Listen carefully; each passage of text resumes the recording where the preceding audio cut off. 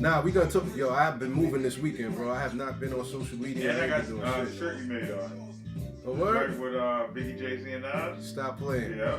Stop playing. And I got the comic book in the background. Dope. Yeah. Thank you for money. Shit. Well, you got it. Nice. Yeah. Nice. Hell yeah. Perfect. All right. So. We live. Just to let you know, we live on Instagram. Oh, dope. We live on YouTube. What's good, IG? We live on Twitter. Hold on. I actually got to press the live on YouTube right quick. We live on YouTube though. Now we live on Instagram. I'm gonna grab bottle water. I'll be right back. No doubt. Y'all already know what we doing. Escobar season has returned. Y'all already know Escobar season has returned. You know what we gonna do? We about to get this shit poppin'. About to get it poppin', y'all. Yes, sir. Let's go. What a life. It's true that they underestimate you. My life is real. So I'm frontin' on them every chance I get, to be honest. Wavy here, just steep. Up in this bitch deep. Chain with some sick feet. Corner of this street. Scooby in the MPV. Solo was reckless maestro. This is street recipes. I was just with G. Just like Rocky. Me and Preem, this is street. Young ones and Waylon. Jesus Campbell's Bodegas. Homies playing some gangsta. Homies that ain't gon' say nah. Look at us now. De La Mar, Ray, Ghost and Rick. Big up Big L, Prodigy, True Goy, they live. Martyrs, if you will. A legend has a cartel. I'm on jets with giants. I'm Bill Parcell. PTSD, Project Trauma still dwells. Happiness gotta be in you. Money can't help. So salute to the men that never hit the pin black. We got to the brand and still live to spin that. What a life. I'm a man, I'ma die about it. Feel the pain, but I'm not gonna cry about it. Tell the truth, cause ain't no reason to lie about it. Invisible fingers playing chords on my haunted piano. I'm a man, I'ma die about it. Feel the pain, but I'm not gonna cry about it. Tell the truth, cause ain't no reason to lie about it. Invisible fingers playing chords, already classic before you heard it. The spoiler was all my feature verses. I lined it up kinda perfect and then I hurled it. Rhymes in my mind's like pearls and oysters. Boss of bosses, Morpheus on my bullshit. The illest style right here. Till I got right here, getting foul type stairs. We ahead light years. We come out, the shift starts. So let the fifth spark. Turn the light switch off. Drive a block, switch cars. Toss a face mask and gloves. Damn, I just caught a buzz. Pulled another hit on the beat. Guess who the victim was? Guess who get reconfigured? The whole industry does. Permit you, my nigga, because we became the men our mothers prayed for. Maybe even exceeded their expectations, or maybe they always knew. Why tying up our baby shoes? What was waiting that broom? And the souls of a chosen few. This ain't just talk, it's true. What a life. I'm a man, I'ma die about it. Feel the pain, but I'm not gonna cry about it. Tell the truth, cause ain't no reason to lie about it. Invisible fingers playing chords on my haunted piano. I'm a man, I'ma die about it. Feel the pain, but I'm not gonna cry about it. Tell the truth, cause ain't no reason to lie about it. Invisible fingers playing chords. My life is real. Get ready.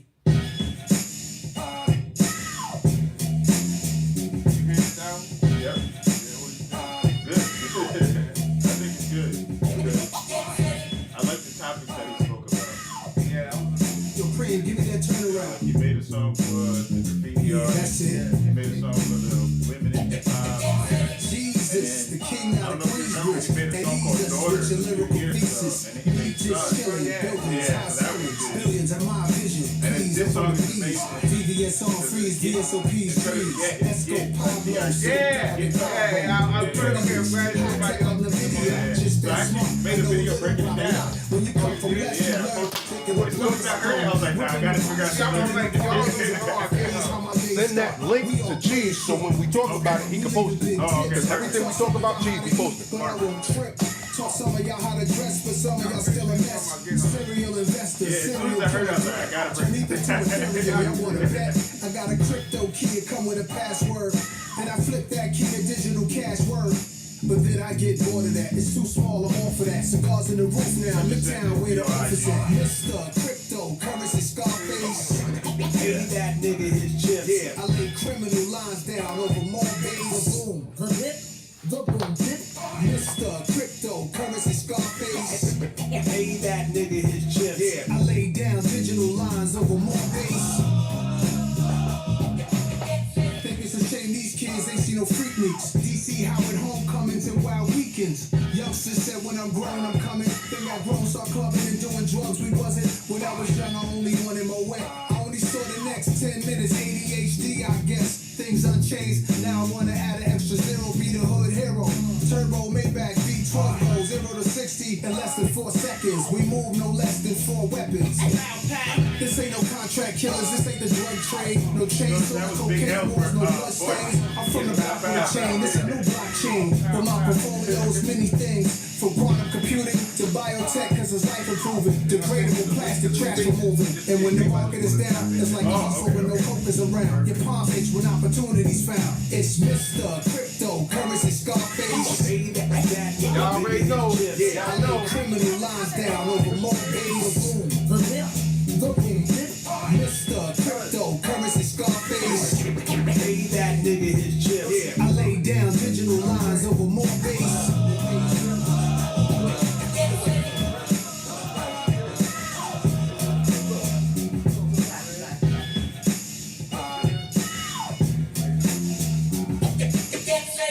No, we gotta bring that back. Play me that Billy Joel joint. We gotta bring that back. Get ready. We got a full house today, y'all. I'm so excited about this. We got my guy, Dre for Urban Blockchain. Good. Yo, Pray, give me that turnaround. We got Yeah, T that's in the it. building. Jesus, the king out of Queensbridge, and ease us with your lyrical thesis. Me just chilling, buildings, high ceilings, billions of my vision. Please, I'm from the P's. Just VVS on freeze, VSOP's trees. Esco Pablo, silked out in Cabo. The prettiest, high tech like NVIDIA. Just that smart, I know a little about a lot. When you come from West, you learn particular Niggas out ain't special, plots. Whipping the pot, chicken and no parlays and Buttercup. parfaits. How my day start, we gon' play as shit. Dinner's come, we leaving big tips. I taught some of y'all how to eat, but I won't trip. Taught some of y'all how to dress, but some of y'all still a mess. Serial investor, serial killer threat. Turn ether to Ethereum, y'all wanna bet? I got a crypto key to come with a password. And I flip that key to digital cash word. But then I get bored of that. It's too small, I'm off of that. Cigars in the roof now, Midtown where the office at. Mr. Crypto, currency Scarface. Pay that nigga his chips. Yeah, I lay criminal lines down over holiday days. Boom, the hit, the boom, Mr. Crypto, currency Scarface. Pay that nigga his chips. Yeah, I lay down digital lines over more base. Think it's a shame these kids ain't seen no freak meets. DC Howard homecomings and wild weekends. Youngsters said when I'm grown I'm coming. Then got grown, start clubbing and doing drugs. We wasn't. When I was young I only wanted my way. I only saw the next 10 minutes. ADHD, I guess. Things unchanged. Now I wanna add an extra zero. Be the hood hero. Turbo Maybach V12 go 0 to 60 in less than 4 seconds. We move no less than 4 weapons.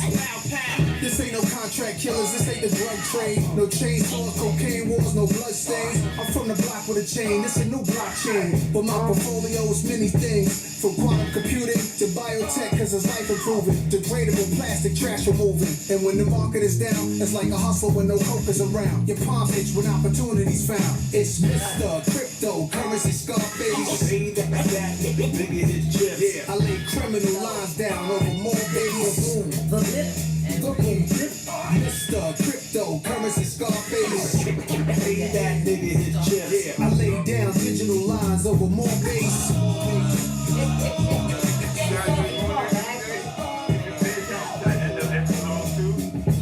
It's like a foreshadow for the next song. Yo, Preem, play me that Billy Joel joint. Some folks like to get away, take a holiday from the living. I would fly to Miami Beach or Hollywood. Yes, sir. But I'm taking a man on the Hudson River line.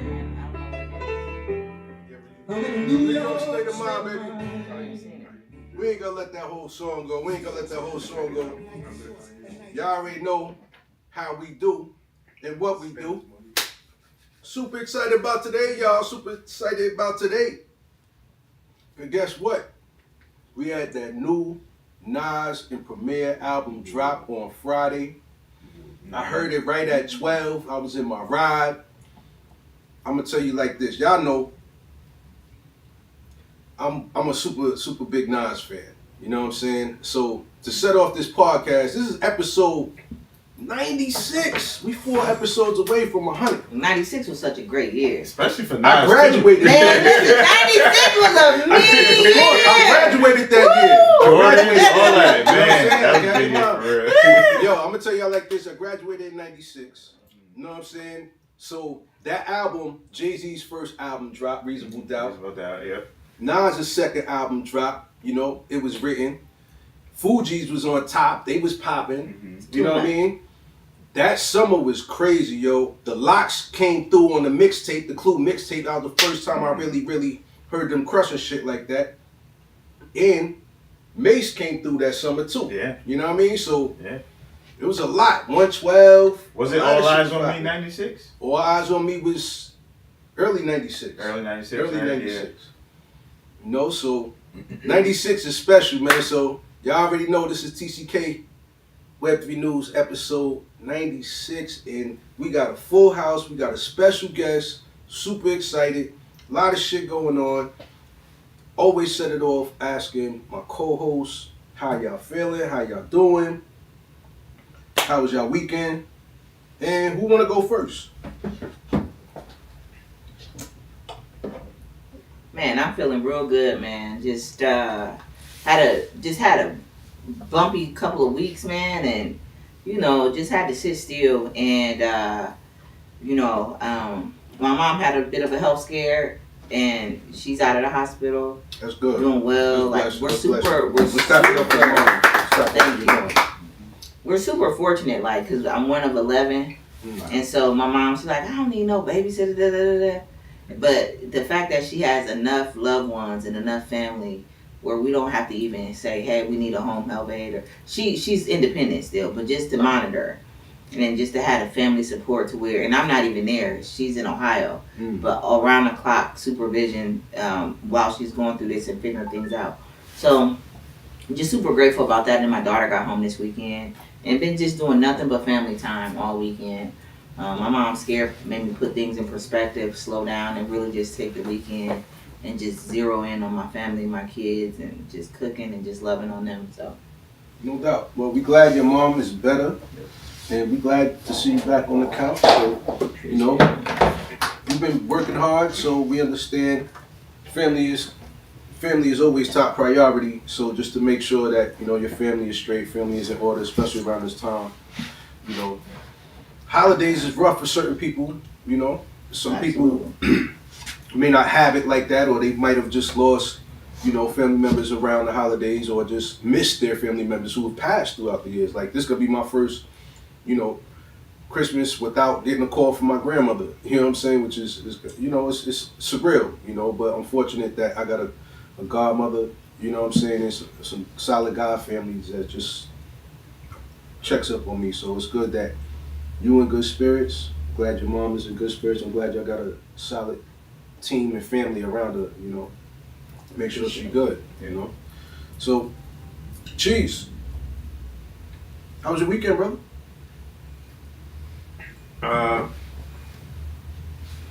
Friday was interesting.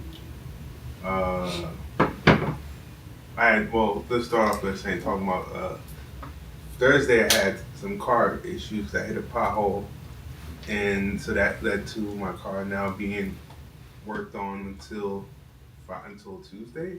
Damn. So that happened, but then nonetheless, I got out here that Tuesday morning. I made it here Thursday afternoon. Then Friday, I didn't really have my car for the last 3 days, so I don't really go much places. I only went to the bookstore gallery, and we were chopping it up for about I was learning how to do some marketing things from Justin over there.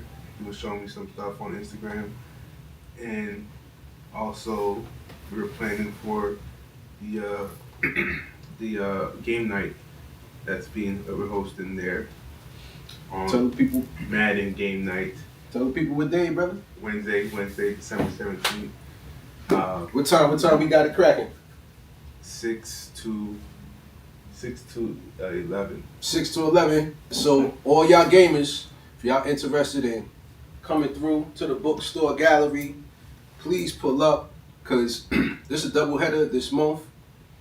You know, so we got our event on the 17th, Madden, but then we got another event, the 3D printing, toy drive, clothing drive, you know, just a donation, you know, just to the less fortunate, man. So I'm gonna let Cheeze continue talking about the events, man, but we are so lit out here, man. We got 2 events, man, you know, so Madden, Wednesday.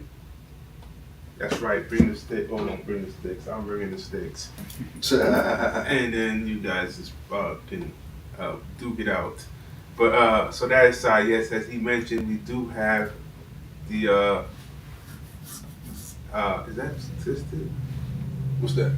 No, it's tilted. Oh, we good. Nah, it's good. It's on Oh. tilt. It's a Okay. gangster league. Me and gangster league. I was just checking if the mic was straight.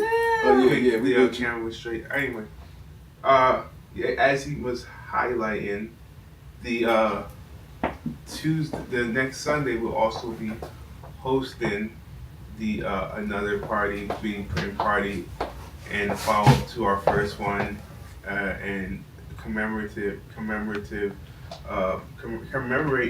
all of the work we've done to Perfect. Not bad. all of the work we've done to basically collect gifts over the last couple of weeks.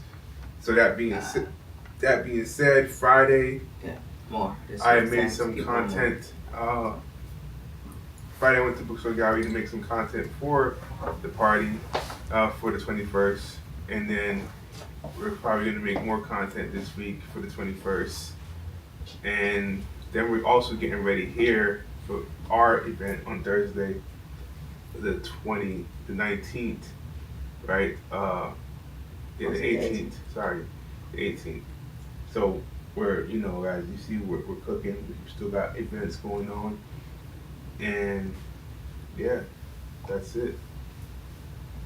All right, we got our guy Dre from Urban Blockchain. Now, let's give a round of applause. Man. Let's give a round of applause. First time on the pod, man. First time on the pod. Now, is it your first time being interviewed or no? No, not my first time being interviewed, but Okay. it's been a minute. So, and it's funny how today's the day I came because the Nas album dropped and everything. T is back, so it came full circle, I guess, right? That's right. But just to kick it off with my weekend, the past couple of weeks been rough. I had to put my pup down. So I had a pit bull, 11 years, had to put her down, but that was rough. And then I told myself, you know what, I'm gonna take a day off Friday. And then I don't know if you guys know Aristotle, but Aristotle Investments, he did like a free live trading. And it happened to be this Friday. I'm like, perfect, I'm already taking a personal day. This is perfect. Now I could commit that day to something I want to like master, which is trading and whatnot. Been investing for a while, but never mastered like a trading strategy. So went to that. So that was perfect. It worked out. Met some people there. Actually ran into Rich from the Blockchain Center on yesterday. So that was dope. Photographer Rich. Yeah, photographer Rich. Yep. I ran into him. So that was cool. So good experience. It was good to be around a lot of like-minded people. You know what I'm saying? Everyone on the same mission. A couple of people there were talking about crypto, so that was cool too. Dope. Mention the blockchain stuff and whatnot. You know, got to promote that. Yeah. Saturday was pretty good, but today was crazy. So before I got here, they're doing some construction by my crib. So I was like, you know what? Being nosy, let me see what this is. I drive down the road and it says road closed. Damn. So then I make a right turn. It's a dead end, so I have to bust a U-turn. By the time I bust a U-turn, I look up, a tree fell. And it took down a telephone pole with it. And I'm like, wait a minute. In that short span of time? In that short span of time, within You 5 blessed, minutes. bro. Blessed is not even the word, bro. And then I'm waiting there a few minutes after trying to move some of the debris. A guy comes down. He happens to live around that cut in the dead end. he was like, yo, I just called my dad. He's coming with a chainsaw. So it's like 4 of us out there now. A couple more cars pull up, and now we're moving the tree and everything. I'm like, yo, it's a blessing. Like, you know what I mean? The coldest day. Yeah, right? It's cold. 60 degrees yesterday. Like, You wow. find out what they were building? Apparently they're building an Amazon facility. A data center or no? Just I don't know if it's a data center or like a trucking facility. I don't know yet. So I'm gonna do some more research on that. And then apparently a high-rise apartment. So really, yeah, we shall see. okay. You know, so that was interesting. So I don't know if that happened for a reason. I was like, maybe I met that dude Danny. So shout out to Danny who called his pops. You out near me, right? Huh? You stay out I'm near close. me. Yeah. It was about 316. So Okay. yeah. And they're already cutting down a lot of trees over there. So Yeah. I'm pretty sure a data center or something might pull up over there at some point. You know what I mean? But yeah, that was my weekend. Yeah. Any other questions, or you want me to dive into urban blockchain? Well, you already know we got an interview. You know that's the next up. This is just Okay. house cleaning things that we I do. know We that. just set it off with just making sure everybody had a good weekend. I'm glad you was able to get through that situation without a tree falling on your car or anything like that, or you hitting any debris. That's crazy, bro. But nah, man, that's dope.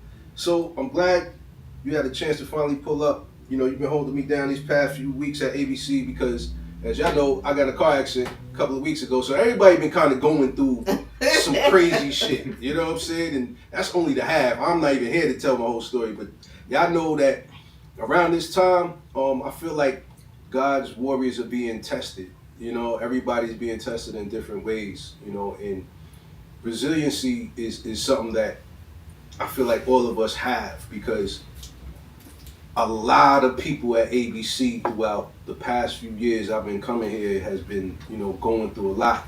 You know, shout out to our guy Aunt Mathis. You know, he lost his pops, man, a couple of years ago, man. But just to see him, how he's been navigating everything and all of his opportunities that came his way, you know, I know he definitely has a strong angel on his side, just helping him navigate like the same way like when my grandma passed. You know, I know I got a strong angel on my side. I got a few strong angels, but I still have to say this, man.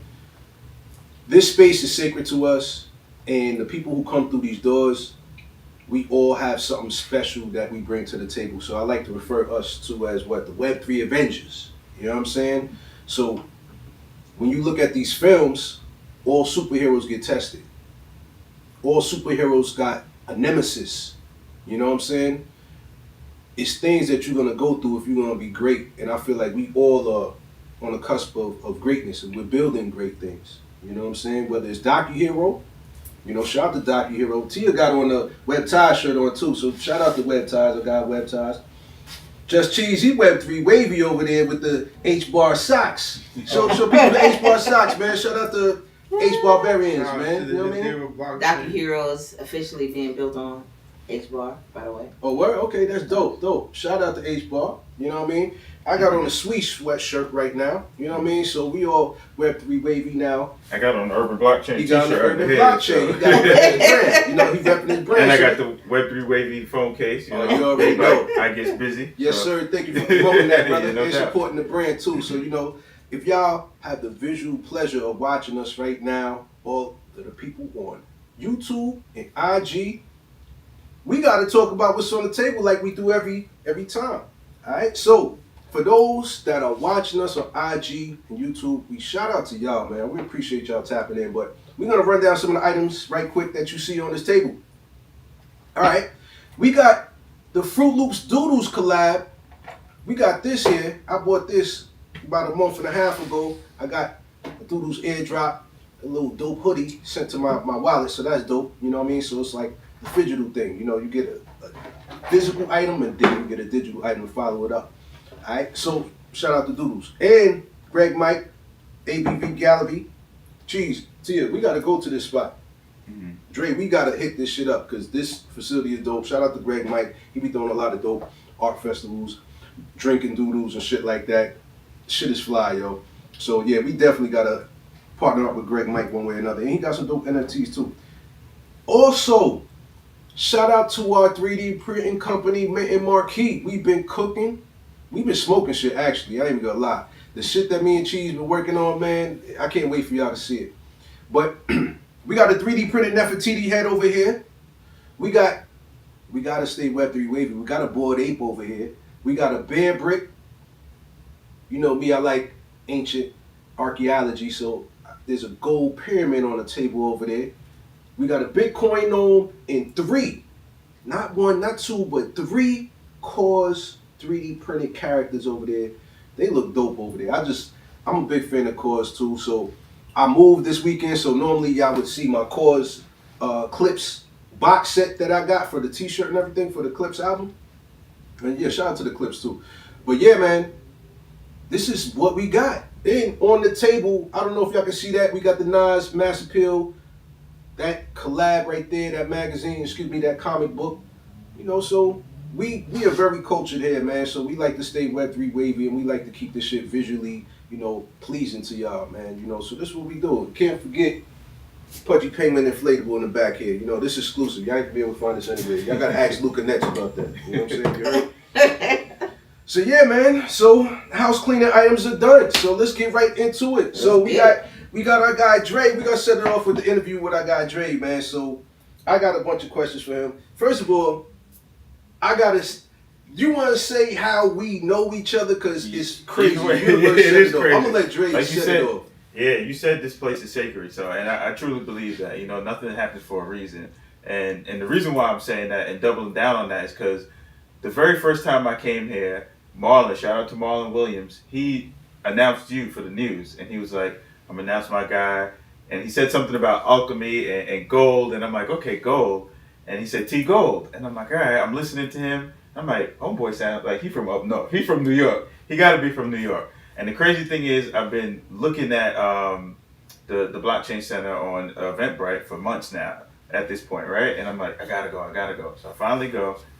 He announced you. And then at the end, I'm like, you from New York? He's like, yeah. And I'm like, all right, the only person I ever met with the last name Gold is so-and-so. He jumped back like, wait a minute, how you know my sister? And I'm like, I used to work with your sister. Crazy thing is, we kind of already knew each other through Instagram because you've been following me for a while. That's at right. This point, he's like, wait a minute, Urban Blockchain. I'm like, oh shit, we know each other. You know, excuse my language. I don't know if I So the crazy thing is, and like your sister, me and your sister was tight at work. Like that's somebody I always spoke to. I talked to her about moving down to the A because they was giving out a package at work. And I'm like, yo, I think I'm gonna take this package and move down to the A, do some real estate. Yo, speak on that, yo, Shatika, man. Bring your ass down here to LA, please. All right, please come down here. Pull up. And shout out to my niece Najee too. But yeah, go ahead. Pull up. I just had to say that. Yeah, no doubt. So, like I said, she's like family. You know what I'm saying? Like I talked to her about every and anything. We talked about everything, and then the fact that it was about crypto specifically, and then we already had that connection. I'm like, all right, this place is meant to be. You know what I'm saying? So I had to start with that. You know. But what was the other question you asked me? That was it. Oh, just okay. The intro, how we met. Yeah, that was dope. Okay. That was dope. You hit it spot on, man. Oh, wait. No, I didn't. We didn't finish. So we got to shout out the port. So you call it Cash Port now, Port Knox, whatever it is. That's Freeport, Long Island. That's where we exit from. 21. We gotta represent it. You heard? And the reason why is because a lot of people came out of there. There's a lot of talent. Whether it's football, whether it's, you know, sports, whether Flavor Flav is from Freeport. Right. You know what I'm saying? So many people lived in Freeport. We got the Nautical Mile, which is the most popular place where they do boat rides and all that kind of stuff. You know what I'm saying? So Freeport has a name for itself even before our generation. So years and years before us. So just had to shout that out too. That's right.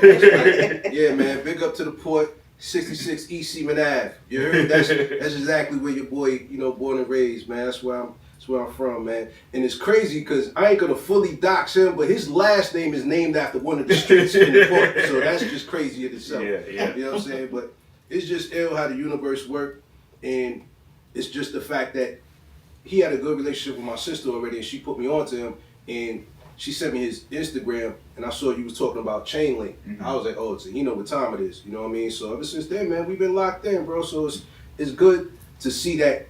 Number one, there's another person in this space who look like me, right? But then at the same time, you got the way of bringing your news, right, through like short reels, and you be in the whip, giving people the breakdown and stuff like that. And that shit is fly. I really appreciate that. So I'll be retweeting and reposting some of the stuff that you got. And on top of that, You a DJ. Yeah. I'll be remiss to say. See, here's the thing, man. It's tastemakers. Mm-hmm. You know what I'm saying, in this space, and I feel like, you know, Dre came through for 2 of our events, 3D printing events that we had, and was DJing, and Son got some skills. He got some skills on the 1 and 2. So I was doing, like Tia knows, she be throwing me on, you know, on the DJ tip. You know what I mean? I got a good ear for music because I used to DJ, but Son got the equipment. He's super official. You know what I mean? So I just told him, like, yo, do your thing. You know, I just wanted to see your abilities, and Son was mixing some fly blends, man, so I had to give it to him. So, you know, we gotta definitely keep your rotation on the DJ skills, man. You know, just being a Renaissance man in this era is important, you know, because I'm a graphic designer, you know. Shout out to I Gets Busy, stay cooking up. And because your family's from the Caribbean, right? You came with that knowledge and that experience of just appreciation for music. And this is the thing I like about what you do with your platform. In the background, you'll have like classic album covers of hip hop, but you'll be talking about crypto. Yep. And we from Long Island, and you flip your name to Dre La Soul. Yep. You see what I'm saying? So I really appreciate what you bring to the table, and especially at times when, you know, shit is hectic for me up at ABC. You know, I throw the Hail Mary to you, you catch it every time. You caught every pass, bro. You know what I'm saying? So just thank you for, man. Yeah, thank you. I can't do this by myself, bro. Y'all see, I got co-hosts. You know what I'm saying? I got somebody that holds me down when I got shit going on. So, you know, I love being able to do this and just help giving somebody else a platform, you know, to just shine, man. You know what I'm saying? Because it's enough room for all of us to eat. You know what I'm saying? I want all of us to win, man. So, yeah, is anybody got any other questions for Drake before I ask him any other things? Or yeah, I do. So when did you get started with urban blockchain, and what was your motivation for starting it? Good question. Good question, T. Which mic should I use? Nah, just use the phone. I'm gonna keep this right here. All right, so I had the idea in 2017, and late 2017, 2018 is when I started making content. So the reason why is because I went to school for criminal justice and economics. I originally wanted to study business, but this went over my head when my pop said it to me. He said, you don't need to go to school to learn business. And my dad's been an entrepreneur since I was a kid. So what he was trying to say is, like, you need the life experience to do business more so than going to school. And you could go to school at any time depending on what you want to do once you figure it out in business. You know what I mean? So I didn't understand that. And I was like, I always wanted to be a lawyer. I like arguing and debating. So I'm like, I'll go to school for law. So I did criminal justice with a BS. So I had to take science and like math classes and whatnot. I took an econ class. And I also wanted to take the LSAT. The econ teacher pulled up something on the board. He said, these are the degrees that score the highest on the LSAT. It was philosophy and economics at the top. Criminal justice was like number 9. And I'm like, wow, this is not adding up.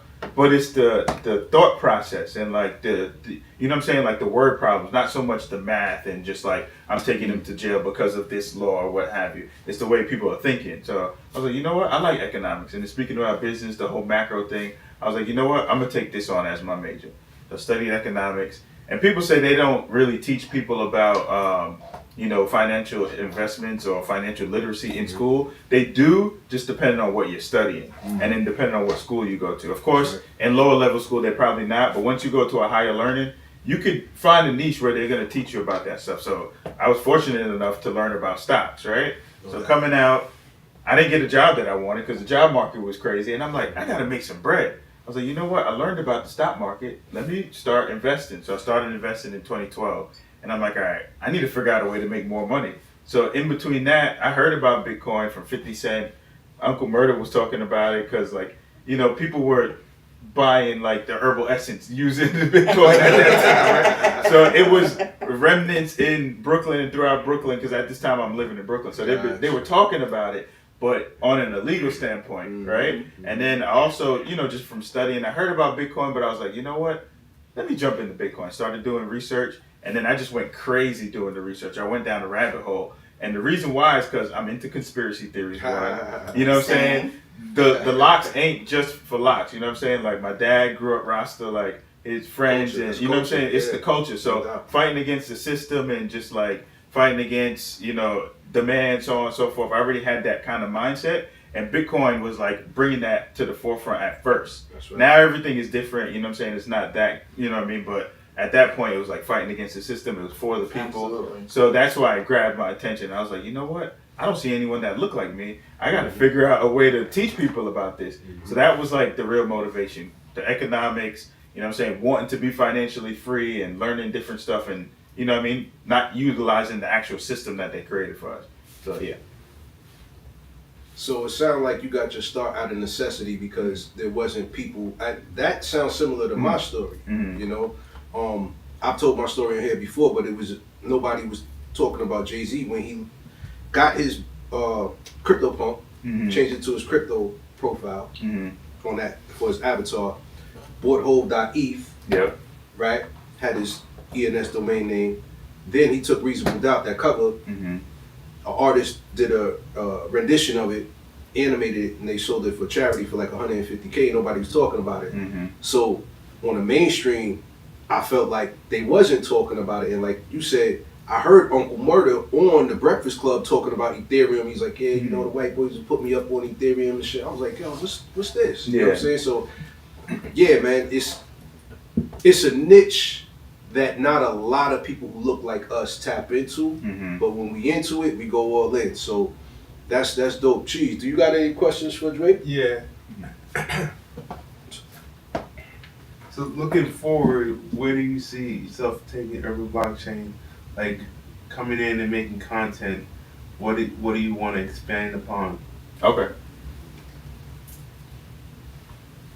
So one thing I have a passion for is like each one teach one, like teaching the youth and whatnot. So I'm glad I got a chance to partner with Tia and Sarita and everyone to actually teach some of the kids in Atlanta. But I've done that in Brooklyn as well, where I've taught some kids about NFTs and crypto gaming and whatnot. So I do want to make like children's books and stuff for children. So I see it being like kind of like an outreach as well because of the name Urban. I feel like I just have an obligation to give back. You know what I'm saying? When I brought it up to someone and they're like, oh, you know what you could do as far as urban development? And I'm like, I wasn't even thinking that far, you know what I'm saying? The reason why I did it is because I was like, I need a way to get to my people.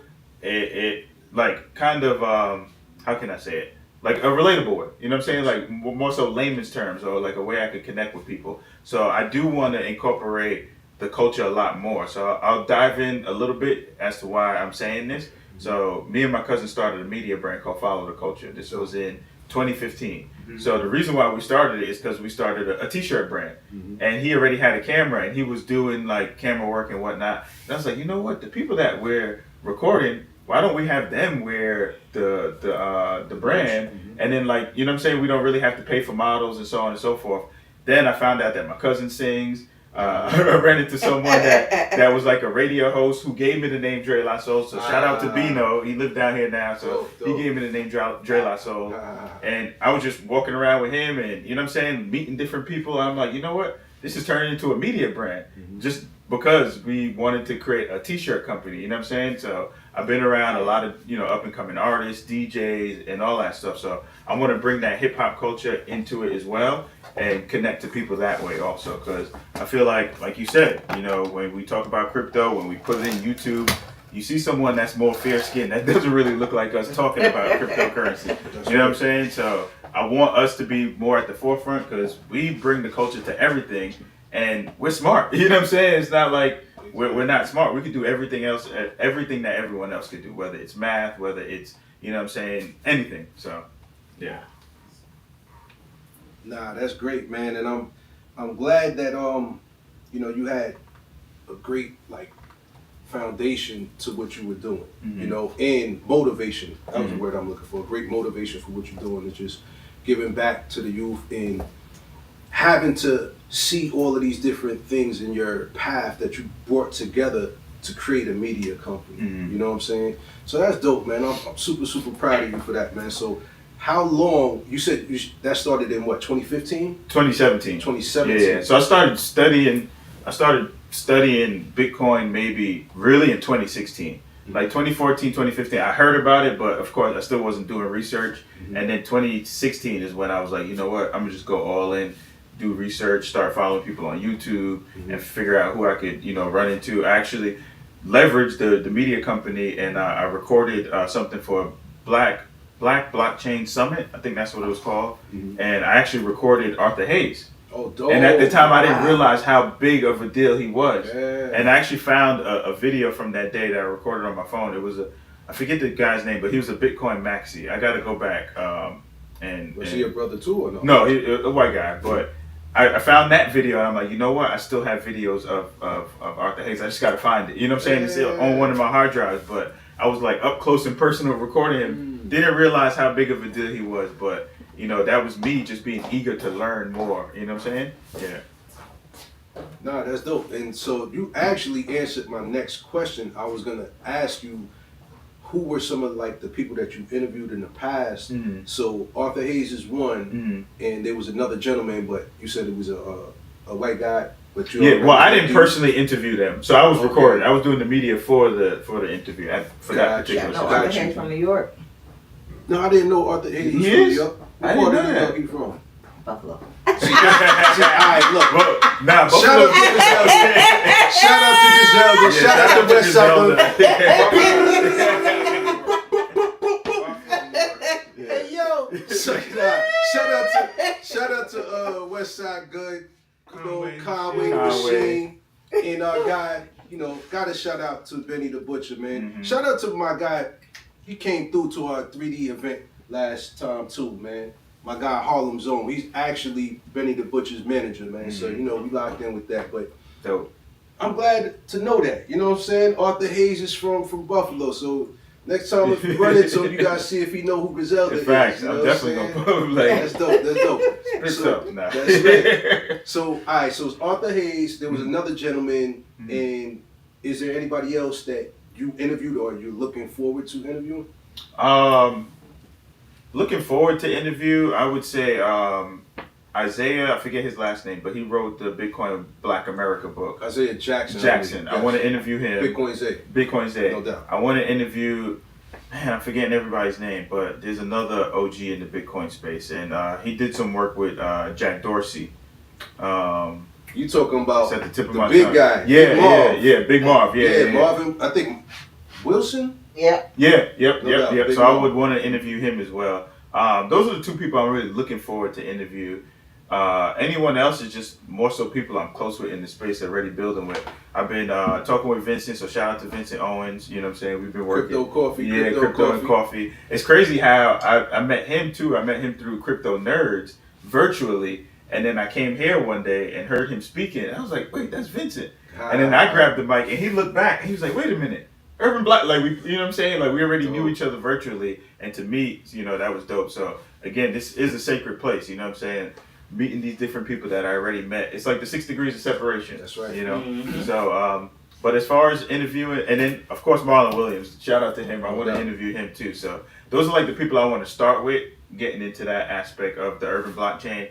But like right now, I'm working a lot on like the website, creating a schedule where I could push out content consistently, you know, mastering that, like I said, the children's books and creating more digital ebooks and content and whatnot. So that's the goal right now, but this is my first rendition of the interviews or the resurgence of the interviews. So I'm glad I'm doing it with y'all. Yeah, for real. Well, yo, get used to it, man. Get used to it, man, because you part of the team, brother. You know what I'm saying? So here's the benefit that we have as like people in the podding industry or streamers, you know, however you want to classify us, right? Mm-hmm. What happened to Ebro Darden, Peter Rosenberg, and Laura Styles? Yo, I'm from New York. I grew up on Hot 97. Yep. Their urban radio show is done. Ebro in the Morning is done. Hot 97, they started leaning more into the left, right? But just calling Trump out on his fuckery. Yeah. And what happened? They got, I guess, new owners, and they started cleaning up shop. The way they did DJ Enough, that was super foul. So that was the first thing I thought that was suspect. And then all of a sudden now, the only competitor to the Breakfast Club, Power 105, is Hot 97. So I don't know what they're gonna do, but here's the thing. Hot 97, Power 105 and beefing, right? Think about all of these media channels. Fox don't like CNN. Yeah. All these media outlets, they don't fuck with each other. Mm-hmm. Look what the streamers are doing. Mm-hmm. They linking up.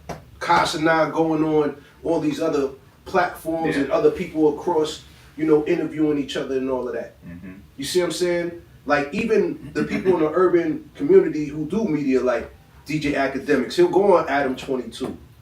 Adam 22 will go on Vlad. Mm-hmm. This is the advantage we have in media. Now, I hope mainstream media is taking notes. See, we can collaborate, but you'll never see Fox. You'll never see like Sean Hannity and Don Lemon linked together. You see what I'm saying? No matter their idealistic, beliefs might be different, but hey, there's no reason why we can't collaborate. And I feel like this is the time for collaboration over competition, because what we do here, we elevate each other. You know what I'm saying? Now, it's unfortunate what happened with Ebro in the morning, and I'm sure they're gonna be all right, but it's just an example of the power that social media, streaming, and podcasts have, being able to connect and cross pollinate the community. You know what I'm saying? So that was the point I just really want to emphasize, man. Like we have a great connection here with people at the Atlanta Blockchain Center who do similar things, and then a lot of times these people link up together. Same thing with like Chris and Van Project Pi. They were working on two different things, but then they linked together, and then boom, they created Project Pi Labs, and they doing their thing. Yeah. So that's what it's about. Then Tia came in the fold about 1.5 years ago. She became one of the co-hosts at the time we was just doing Twitter Spaces, and we just started getting to the pod. You know what I mean? So Tia came in the fold, But even before that, I was thinking about doing the Twitter Spaces, and Cheeze was like, yo, I'll help you do it, every Sunday. We just started off like that. You know what I mean? So we start off on Twitter Spaces, but I say all that to say this is all about collaboration. Yeah. In order for us to get ahead in this space, man. So, does anybody else got any more questions for Drake? Because if not, we can get into the topics. Because there's a couple more things I just want to ask him about right quick. If y'all don't have any more questions. No more questions. All right. So, I gotta ask you about NFTs. Okay. All right. Have you bought any NFTs in this space? What's your experience? And meme coins. Okay. Good and bad stories. So those are the only two questions that we're gonna run into. So I love NFTs because I grew up drawing and doodling and being in class drawing stuff, drawing Sonic, Mario, all that stuff. Dragon Ball Z. I remember printing out stuff from Getty Images and drawing it in class and whatnot. So I love art. I love comics and all that stuff. So that's what drew me to NFTs. I never got a chance to get a Bored Ape, and I had a chance to get a Bored Ape because it was people I was following in this space that were talking about it early. But I got, there was a fat ape I got, there was like an ape craze, so I got like a fat ape, I got like an apocalyptic ape. I saw Dame Dash with the apocalyptic ape, that was funny, yo. Yeah, that was actually pretty No, dope. I had one. And there was another 8 millionaires or something like that I ended up getting. I didn't get a doodle, but I got a koodle. Then there was a bunch of NFTs I ended up getting. I got a Nas NFT. So every time Rare plays that Rare song that's on one of the albums, I get a payout for that. So that was cool. I ended up buying Tory Lanez's album NFT. It was like $1, so I bought 7 of them. Oh, you did? Yeah. Okay, you the only person I know that bought one. Yeah, it was good music too. I'm like, yo, these songs are pretty dope. So I was actually thinking about trying to figure out how to log back into it and then maybe recording it and try to make the audio sound good so I could actually like mix with it. And, you know what I'm saying? Like make a mix with it and see where that goes. But so I bought a bunch of different NFTs. When FTX got shut down, I lost some of the NFTs that was a part of that. So there was like an 8 NFT that came out on Solana. I forgot what it was called. I lost that. I lost there was like a Frenchies NFT, like French Bulldogs. Tory Lanez was actually promoting that too. I think I remember seeing I that. lost 2 of those. I still got the pictures, and I'd be pulling it up on my watch because it was like saved on my iWatch. But I lost those through the whole FTX debacle. So I don't even know if I could get those back. So that was a bad story. But I think the best story was the Nas one because like I really appreciate Nas as a rapper. My brother put me on the Nas as a kid. I was running around in elementary school saying Nas was the best, and people were like, "What are you doing?" You know what I'm saying? I didn't even know what he was talking about at the time, but so I appreciate that one, and it's actually giving me money back. You know what I'm saying? No doubt. Whereas a lot of the other NFTs I lost, but there was another one that was pretty dope, Crypto Rastas. I don't know if you guys ever heard of them. But they recreated like the crypto punk, so like the whole pixelated view. But then they started doing stuff with like reggae artists. Really? Yeah, Okay, so they started doing physical events in New York. So I started connecting with them, and like they followed me. They was liking all my stuff. So shout out to them. They had rolling papers, and T-shirts and whatnot. So shout out to Crypto Rastas. When they launched that? I want to say that was like 2018, 2019, because that was before the pandemic, and that was before I moved down here. Wow. So yeah, so shout out to them. As far as meme coins, I had Dogecoin early. I made some money, sold it before the super pump, and was mad at myself. You know what I'm saying? Because I was telling my homies, don't jump into Dogecoin. It's a shit coin. You know what I'm saying? Wait. What price point did you buy in? I honestly don't remember. It was under a penny, though. It was under a penny. Yeah, it was definitely under a penny. Do you know the price point where you sold? It was so long ago, bro. I don't remember. I really don't. Okay. And I was so pissed. Like it's like out of my mind. I didn't even want to think about it anymore. Yeah. But it wasn't a crazy amount of money. Yeah. So I don't want to make it seem like I would have been a Dogecoin millionaire. I would have been a thousandaire for sure. I would have made a couple of racks, but I definitely missed. I made a couple of $100. You know what I'm saying? But there's some meme coins where I made a boatload, not a boatload of money, but a good amount of money. So shout out to all the meme coins, but you do get burnt too messing with the meme coins. So I got good and bad stories, but I would say my favorite meme coins is probably like a Pepe. Shout out to Pepe. I forgot to give Pepe the shout out. You know what I'm saying? You see, we got shout out to Pepe. Pudgy Penguin is probably another one of my favorite meme coins. I still have some Dogecoin, so Dogecoin I think will have it has a promising future, and at the end of the day, it is a gamble. So you just got to be wary. Still do your conviction. Treat it like any other coin. You know what I mean? Study what you are investing in. If they have a team, if they have like real projects, they might be doing something. And it is about the people and having a avenue or a medium where we can exchange energy. You know what I'm saying? So that's been taken away from us, whether we talk about music, whatever it is, publishing and whatnot. If there's a medium where people could earn income or generate money or use it to move money around, I'm all for it at the end of the day. That's right. Well, man, it sounds like you had a hell of a journey in this space, brother, man. So, I can't lie, man. There's been a few more things that we're gonna discuss, but we're gonna have you back on the sofa. You know what I mean? Back on the couch. Come up and we're gonna chop it up again, man. But this is dope, man, to have you up here, part of the pod, man. So we're gonna get into the full swing so you can see how we do. You know what I mean? As far as the format, we always interview people, give them, their time to shine, do their thing, and then what we do, we're gonna go through these topics, and then we get our guests. If anybody listening has thoughts, ask my co-host their thoughts, and I'm gonna ask you this first question. You know what I'm saying? But it's all relating to AI and Trump, man. So y'all ready to talk about Trump, man? Talk about this. Man. All right. Well, here we go. President Donald Trump signed an executive order blocking states from enforcing their own artificial intelligence regulations and directing his administration to pursue a single national AI framework instead, arguing that a patchwork state laws could slow innovation and hurt U.S. competitiveness. So the order gives federal agencies tools to push back against what the White House calls overly burdensome state rules, while carving out exceptions for areas like child safety, and set the stage for a broader federal framework to be developed with Congress.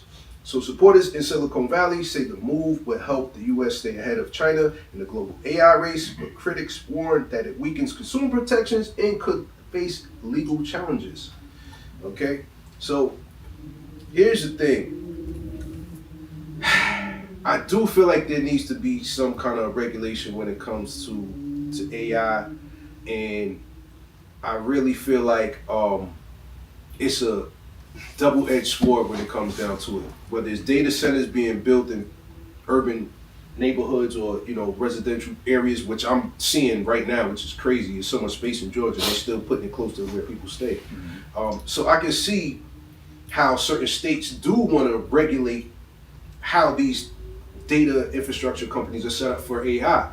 And then at the same time, we gotta have laws protecting the kids. That's super, super important. But I feel like Trump is a little bit more reckless and he'll have more leeway in this space for the people who are building in AI. But that's just my thoughts, so I gotta ask my co-host, what's your thoughts on Trump having this executive order, basically regulating states how they regulate AI? I thought that was kind of crazy. So Dre, you want to take this first because you're the guest. So right, then after that, because normally we go to Tim, ladies first. So I would say I agree. I agree with the sentiment as far as it should be one framework or one like standard. And the reason why I say that is because of innovation, but then also you got to think about like the way people consume AI. Because like I was talking to someone about this. Like when you talk to, and I don't want to say normal people, but people that aren't in the space of like technology or crypto or AI, when you speak to them about AI, they either talk about ChatGPT or fake videos. They don't talk about agentic AI and all the different things you could do with AI and build with AI. They don't understand it to that capacity, right? So if we talk about it like that, okay, we're talking about AI and we're talking about AI videos. If there's a certain regulation, like say for instance, we were talking about like the Tupac videos and the Kobe videos. Say in one state, they say you can't make posthumous videos or music with the AI. You can't make stuff about people that's passed and gone about the AI, using people's estate. You got to speak to the estate. One state might say that, but then Nevada might say, oh no, you could do free-nilly and do whatever you want. Now I'm on social media, but remember, social media is nationwide. So I'm in New York or I'm in a state that doesn't support. Like, how do we regulate that? It becomes, it becomes chaos. Right. Like, so I think there should be one framework where we say, okay, people that use AI or use this platform, they have the right to take it this far with the AI. They can do this with the AI. I can say this to the AI. There should even be regulations with certain things people say, because like on Twitter or on Instagram, you can't just say anything. Just like you can't say fire in a movie theater. You know what I'm saying? So I think there should be certain regulations in a general aspect, and it would also help out with innovation in the long run too, I think. That's my point of view. Great take. Appreciate that, brother. NFTia, what's your thoughts on this as far as Trump regulating AI? Y'all know, we have up here at the TCK show, and just our culture in general, we have a love-hate relationship with Trump because he does some things really well, than other things he just, steps on his people. I think this is one of those things that he got right. And I think because, just like crypto, he's like, just let innovation flow, and it's same with AI, like not over-regulating or allowing states to over-regulate. One is because he has, like this right here, America has to get right. Or, we see the race with China and so on and so forth. And then Africa, diaspora itself is on everybody's heels, quiet as kept. So we have to get it right. And I just feel like it is imperative that we allow room for innovation to flow. Then on a double-edged sword, I believe that I always talk about Ashley and Quiet Stack, but one of the things that she said during our panel was watching those outputs and who's going to be held accountable when legal ramifications come behind some of those outputs that we use with AI, and I think we have to wait to see what that looks like before we start to regulate. So. Good take. Cheeze. Yeah, I think the one of the main things for this is definitely remaining in unison, having a like Dre mentioned, having a strong one voice front going against China in the AI race. So it has to have definitely think that's part of it.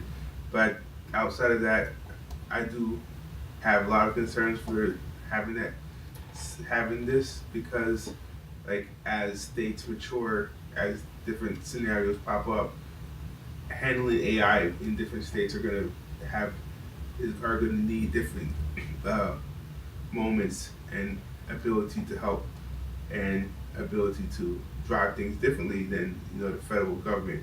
We see what happens when during the pandemic, when everything had to be heavily dependent on the Fed to make decisions, and not the Fed, well, like not the Fed, but more like the federal government. I mean, right? So a lot of this stuff, like for example, California, where people can make decisions differently at different levels, can have a more immediate impact to what's happening at a state community level, right?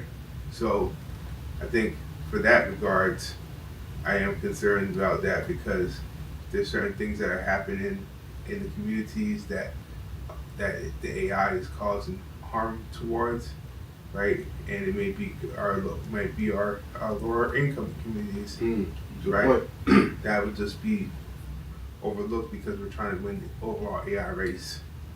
So that's just a concern. We should have more flexibility in this state by state, just because not every state is a unison project. But anyway, I understand the goal. If we can have one like overall strategy that accounts for some of the flexibility, and if it's coming from partners that are actually in the industry, getting to write the rules and not necessarily one dimension of the rules, because if Silicon Valley was heavily put in place initially put in place for the productivity of the government and military. So, not necessarily saying Silicon Valley is to not be trusted, but all I'm saying is when you think about these major tech hubs, and they're ones that setting the stage. Their CEOs are the ones with all the money, and then they get to decide the rules on how all these things work, right? It could just raise some concerns in the long run, but we'll see. No, great take, folks. I appreciate that. So what we do, we gonna stay in the same vein, in the same lane, because Disney, as Cheeze mentioned on Thursday, they partnered with OpenAI, gave them a Billy, clean Billy, all right? So Disney and OpenAI, they signed a 3-year partnership, making Disney the first major content licensing partner for OpenAI's Sora video platform, allowing fans to generate short AI videos and images using more than 200 Disney, Pixar, Marvel, and Star Wars characters and settings without using actors, likenesses, or voices. Yo, the actors, listen, you know how many actors is about to get cut out of this deal? Yeah. The people who done all those voiceovers, it's about to be a wrap. That's messed up. And also, as part of the deal, Disney will also use OpenAI's technology across its businesses, including Disney Plus, deploying ChatGPT internally, and investing $1 billion in OpenAI, like I said earlier, with options for more equity. Wow, so that means they're trying to get a piece of OpenAI. And we know OpenAI is public, and it's been rumored they might IPO. So think about that. Yeah. So we will monitor that. But the companies say the partnership emphasizes responsible AI use, like my co-host and guest said today, creator protections and safety controls, with fan-generated Disney content expected to begin rolling out early 2026. So again, I really feel like Tia said, this is a double-edged sword. Yeah, I can see parents using Sora to have a custom, what's that? The Disney Ice Princess. What was that? Yeah, What's that? What's her name? Elsa, the Ice Princess. Yeah, Elsa. Okay, yeah. I sing happy birthday to the kids, and they, and they real names and stuff like that, and they can actually, I don't know, maybe have the same outfit on as her, because if this is Sora, with AI, the kid can have on like a particular birthday outfit and put their Disney character in that outfit. And this is not just Disney, this is like Marvel. I'm a big Marvel fan. You know, so I'm gonna test the limits. All right, so I'm gonna go ahead and see if I can take like Spider-Man and like Deadpool and just see if I can do some shit with Disney and Marvel and mix up the characters with Sora. You know what I'm saying? Just to see like how far I can go with the IP, with the license. Will they let you just like create any kind of thing? You know, I'm sure they got rules when it comes to like sexually explicit shit because it's still Disney.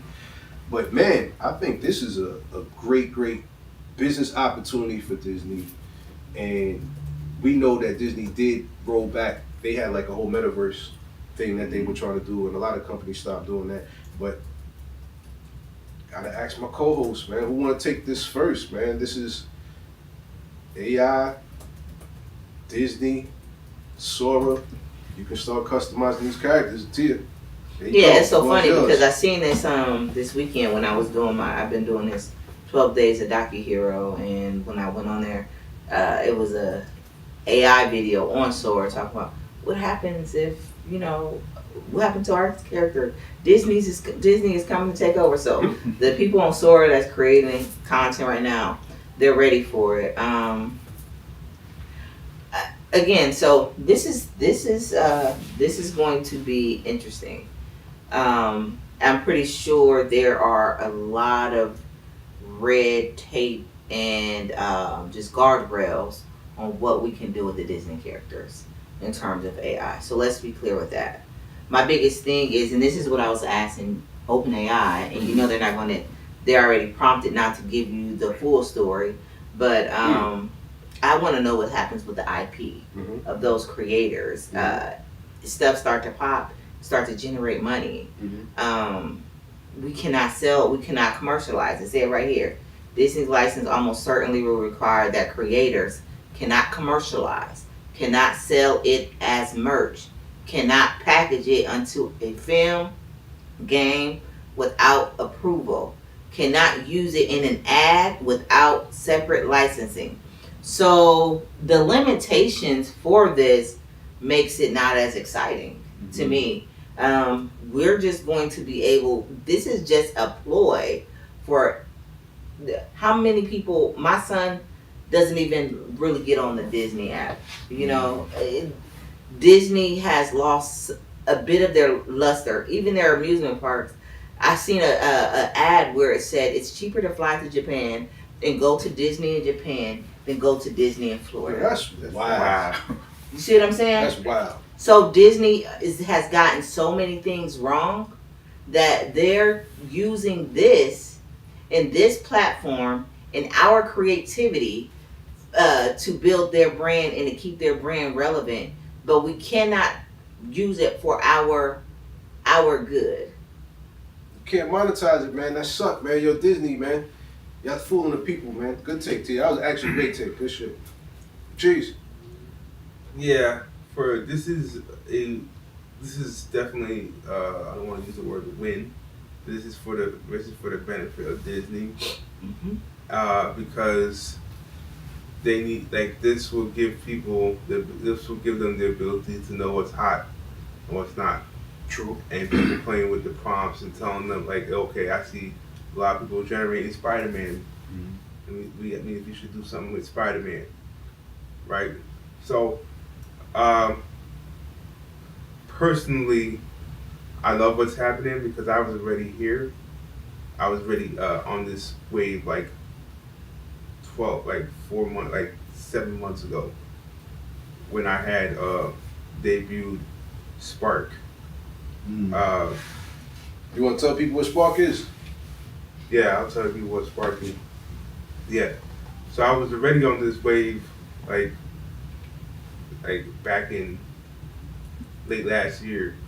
So a year ago, actually, yeah, definitely in November. I was just looking at the pictures of the students that were here, and that was last November. So what happened was last year, we had an event here that was put on by Sarita, and in November, and some students came through, and I had a class back there, and we did an activation where basically the students had to fill in the blank on a prompt, right? And then you get to see everybody else with their different variations of what they thought. But the prompt was the same prompt, so like it was about your dreams, right?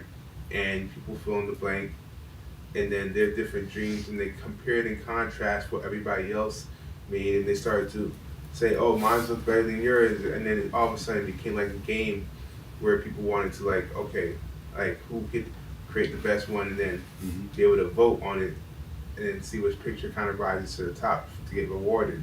So that was something that I came up with, and now our full product is about to go live this week. Dope. And it's going to be an add-on to Skylark, and that's why I actually do like that this is happening, because what it means, what it means for non-Disney scenarios is that people are desiring the ability to participate in co-creation. Right. So like if Nas dropped a prompt with his album, and you can go in there, you can remix the prompt 15 different times, and you can submit your favorite piece to his fan collection, and Nas can then like pick which of his favorite arts is the best, right? Then that's one thing. But then in there, he would be like, yo, depending on what the prompt was, he could be like, oh, based on this response, all y'all fucking with Illmatic, right? So I'm giving that same power that Disney is doing with OpenAI. I'm giving that same power to everybody. Dope. So yeah, y'all, if y'all want to use Spark to identify what people want from you, that's what you're supposed to do it, and then you get UGC on the back of it. So yeah. Now you made some great points, Cheeze. Great points, man. I'm gonna let Dre answer this, but one thing that you made me think about was, you might say this, so I'm gonna let you say it. I don't want to steady thunder. Go ahead. All right, cool. You may not say it, but so I'm on both sides of the fence. So as a creator, I love this is because like you could just go crazy with it, with the limitations. You know what I'm saying? And the reason why I say go crazy is because there's some stories like in Marvel that they might not recreate, like with the comic books. Like people be like, whatever happened to when Fantastic Four fought Wolverine, and why don't they make a movie about that? Now you can kind of create something, and hopefully they'll have like a submission platform where you can submit the work that you do, and then they approve it, and then those people could get paid or get some type of royalty, or you know what I'm saying, some type of check. Hopefully that's the case. You know what I'm saying? But I hate the fact that you can't monetize it yet. You know what I'm saying? But it is what it is. But as a creative, I like that aspect. But this also reminds me of, I don't know if you heard the story with Wrapped from Spotify, where the young lady came up with Wrapped. She came up with the idea, and then they took her idea and didn't even pay for it, or pay her for it, or like recognize her. She didn't get no recognition or anything. But now everyone talks about their Spotify Wrapped for the year, and it's like the biggest thing. But it's like the tastemaker thing, to what Joe was saying. Now you know what's hot and what's not. You know what I'm saying? And that's their way of figuring out what's hot and what's not. And it also reminds me of like with Stan Lee and Marvel. Marvel was about to fail, and guess who saved Marvel? Wesley Snipes with Blade. Like, that's what saved Marvel and brought billions of dollars back into Marvel. Now we got the Avengers and all those movies, but before they was in the toilet, and he saved the entire company. So and then went broke. Exactly right. Marvel, cut Wesley Snipes another check. Help him out. For real, man. He should be getting residuals for life. Yeah. But now, y'all all make great points. The Cheeze made me think of something. I can definitely see, well, both of y'all, it was like a combination of the two, what I'm gonna say. I can definitely see Marvel, they have the What If series. Yeah. Mm-hmm. They can take all of the fan-generated content from Sora, and add it into the Disney IP franchises, especially with the What If series. Because this is literally what if. It's like alternate realities. What if this happened? What if this happened? They got zombied out their favorite Marvel heroes in the What If series. So it's like, it is a double-edged sword again with this. Like Tia made good points as far as, you can't monetize it. You can't make no bread off of it. But it'll be kind of dope if something that you created ended up in the actual film. You know what I'm saying? So I can see how this actually both work ways, man. But everybody had great points. Good. I think not to kind of call a remedy, because there's no remedy, but I think what I would like to see with something like this is eventually, let's say you make something and that original metadata is still there, and being able to have a place where, hey, this is hot, this is the original metadata, being able to license it through Disney and almost having revenue splits from anything that was done. I don't know if that's possible. This is just creative Tia being creative, but that will be, I think that's fair. Yeah. So I think it could be possible too. The fact that Polygon was a part of their accelerator program, they could leverage the Polygon blockchain, mint it onto a blockchain, and then use a smart contract so people get paid out. So it's possible. I hope y'all listening. That's right. That's alpha It's right there. possible. That's actually some great information and advice. So hopefully, Bob Iger, CEO of Disney, take notes of what his interns as a DJ and listening to us right now. You know what I mean? But take notes, y'all, for real. Now, that was great takes by everybody. I appreciate everybody's thoughts and opinion on that. So, all right, I actually really like this story because I was looking forward to this, and I was gonna see what banks were gonna be approved, aka crypto banks, because this is gonna be, I think, a new industry that's gonna be banking wars. Traditional banks versus now these new Web3 banks that's coming. So I thought this story was dope, man. It kind of went under the radar because the Trump AI executive order and then the Disney AI, the shit with Sora going on, that shit kind of just ate up a lot of the news mind share. But I thought this story was dope, man. So the U.S. Office of the Comptroller of the Currency has granted conditional national bank charters for 4 major stablecoin issuers, including new charters for Circle's First National Digital Currency Bank. I thought that's a fly name. I actually like that.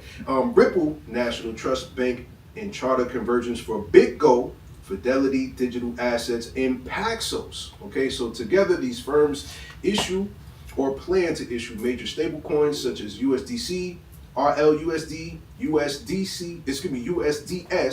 and PYUSD, marking another step in bringing stablecoins under federal banking oversight following the Genius Act. Okay, so I'm gonna tell you like this, man. It looked like the stablecoin market reached about $313 billion. Okay, this is crazy. So you still got Coinbase and Crypto.com that's looking to get their bank charter approved. Yep. This is what I think is gonna happen. It's my personal opinion. I really feel like when I saw Sony Bank, right? Because we don't have a Sony Bank in the United States, but in Asia they have it. They're trying to establish one here in the United States. And they got some pushback.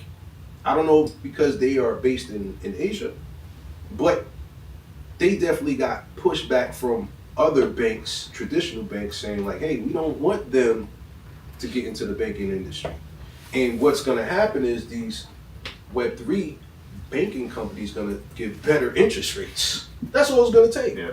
When people hear they can get 3 to 5% interest, they're not going to put their money in traditional banks no more. So I don't want to go too far down the rabbit hole because we got a lot of people today and I want to get everybody else's thoughts. But yeah, that's my quick thoughts on that, man. So I'm interested in see banking wars, right? Web3 company banks versus traditional banks. Who want to take this? Who want to go first?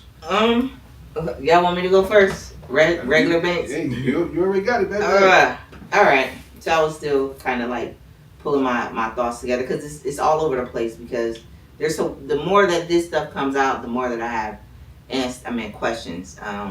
You want to let I can go. Okay, go ahead. Cheeze, what's your thoughts, brother? Yeah, so for me, I think it's not even about the stablecoin piece, right? For me, it's about just the bigger picture of what's happening with our money. And I think we're at the time right now where we know finances is finally being disrupted. Yep. And these, like, Netflix just bought HBO and Warner Brothers, right? Netflix, right? I was talking to my sister. I was telling her like you remember Netflix? Like Netflix, that you used to order Netflix and it used to come to your door and CD. Yeah. You had to go and you had to, when you're done watching the CD, you had to put it back in the envelope and then send it back to Netflix, and then you can order your next Netflix video. And that was really what they were just said. This had a solution for the people who didn't want to. They wanted the convenience of being able to get access to any movie that was coming out, right, and just have it, watch it, and then return it. Right. They solved that problem.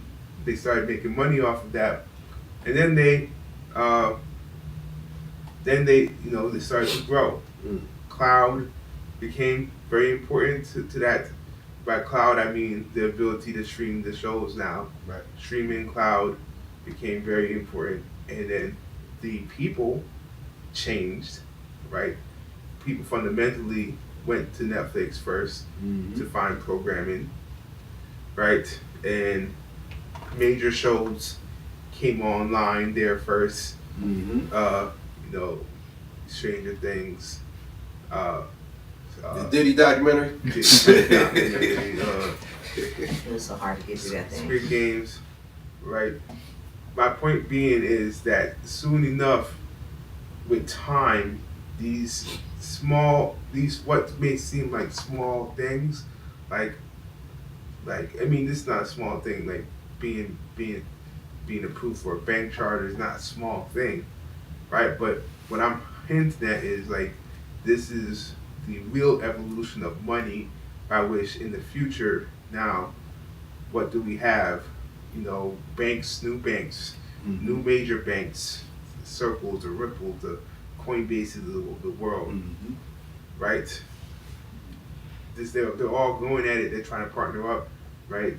On the same hand, we talked about OpenAI and Google and Disney. The same thing is happening there. People are partnering up, trying to remain in existence because we're going through a change of money and media content and commoditization and AI. Those AI and blockchain are changing the way we see things, and people and these companies are they want to remain alive after that.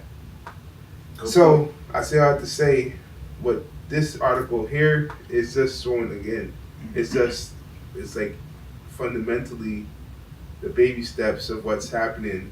I'm looking forward to seeing the next 5-10 years from now, as these companies now enter into the banking space fully, and how they become threats to existing banking. Great takes, Cheeze. Tia. Yeah, it's who eats whose lunch, essentially, Cheeze. That's right. Yes. Who eat who? Big bang, take a little bang. Man, big eyes, close little eyes. Whoever got the most eyes and the most, they win the biggest prize, I guess.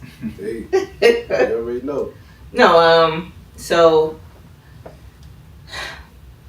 first of all, it's like the banks have already been given the green light to have their own stable coins. That's right. Which is huge, right? These companies didn't have to get regulation to have their own stable coins. That's right. Because of the nature of the industry that they're in. See what I'm saying? So it's funny how innovation has already given them a head start. And it's also interesting to see how they're going, just like you see Netflix, going back to kind of to conquer some of that ground from TriFi, the same as Netflix conquering the ground from the traditional entertainment industry. It's almost very similar to Playbook. Good point. One thing that all roads just leads to me. That's honestly when I see stuff like this. And what I was looking up was, what does that look like in terms, because they say that them being able to have their own stable coin is not a derivative. But how in the hell is it not a derivative? Yeah. You see what I'm saying? Because my whole thesis is, let's say if I say I have 1 billion liquid and I issue 1 billion stable, right? I have never seen Tether take a stable coin out of the system ever, no matter what is being backed, That's right. Super fact. So make it make sense, and I just cannot see anything but from all of this, because I've never seen a stable coin be pulled out of the system like they're pulling copper pennies out of the system. Never. I've never seen a stable coin burned. Yeah, that's a good point. I don't even. Have you ever heard of stable coin being burnt? Unless you send it to a dead wallet. That's it. They don't burn stable coins. You know what I'm saying? Right. So I can't see this but being the floodgates to the most insane levels of inflation that we have ever seen and witnessed in life. They said it has to be backed by liquid assets in order to be able to print a stable. You know how creative the banks are going to get? All their assets are already derivatives, essentially. And then to go back on this platform and then print more derivative, it's just... So you saying the banks ain't gonna have it, even with like fractional reserve banking, and if they're required to do 1-to-1, if a bank wants to release a stable coin and they got $1 billion liquid, they can do it if it's 1-to-1. But what about the banks who don't got the liquidity and they trying to launch a stable coin? And what are they gonna have, like a liquidity pool of like $1 million or something small, like a small independent bank? Like, what do they do when they have to go to the repo market? They have to just show their balance sheets.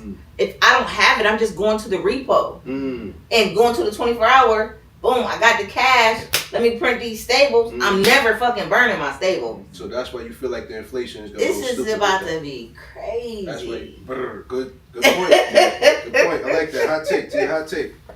Dre Lasso. Yeah. No, Tia, you made a good point. I wasn't even thinking that deep. That was a really good point. So I want to do some more research on that now, you know what I mean?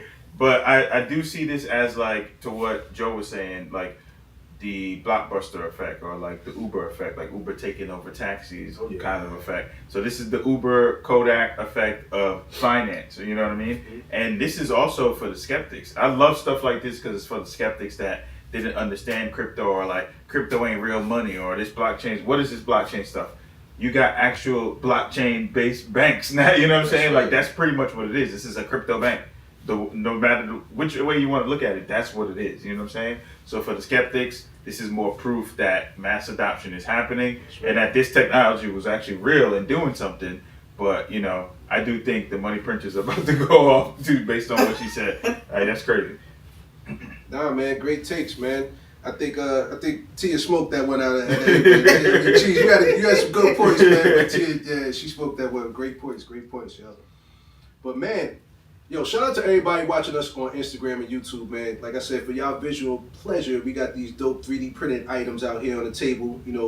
I like that Pepe Buddha, man. The Pepe Buddha is actually one of my favorites. So guess what? Oh, Tia, we gotta mention our Crip Mass party. Crip Mass. You know what I mean? No! How we forget that? All right, at the Atlanta Blockchain Center, the last 2 Thursdays of this month, we won't be having events because Christmas and New Year's Day fall on Thursdays, and we have events every Thursday, right?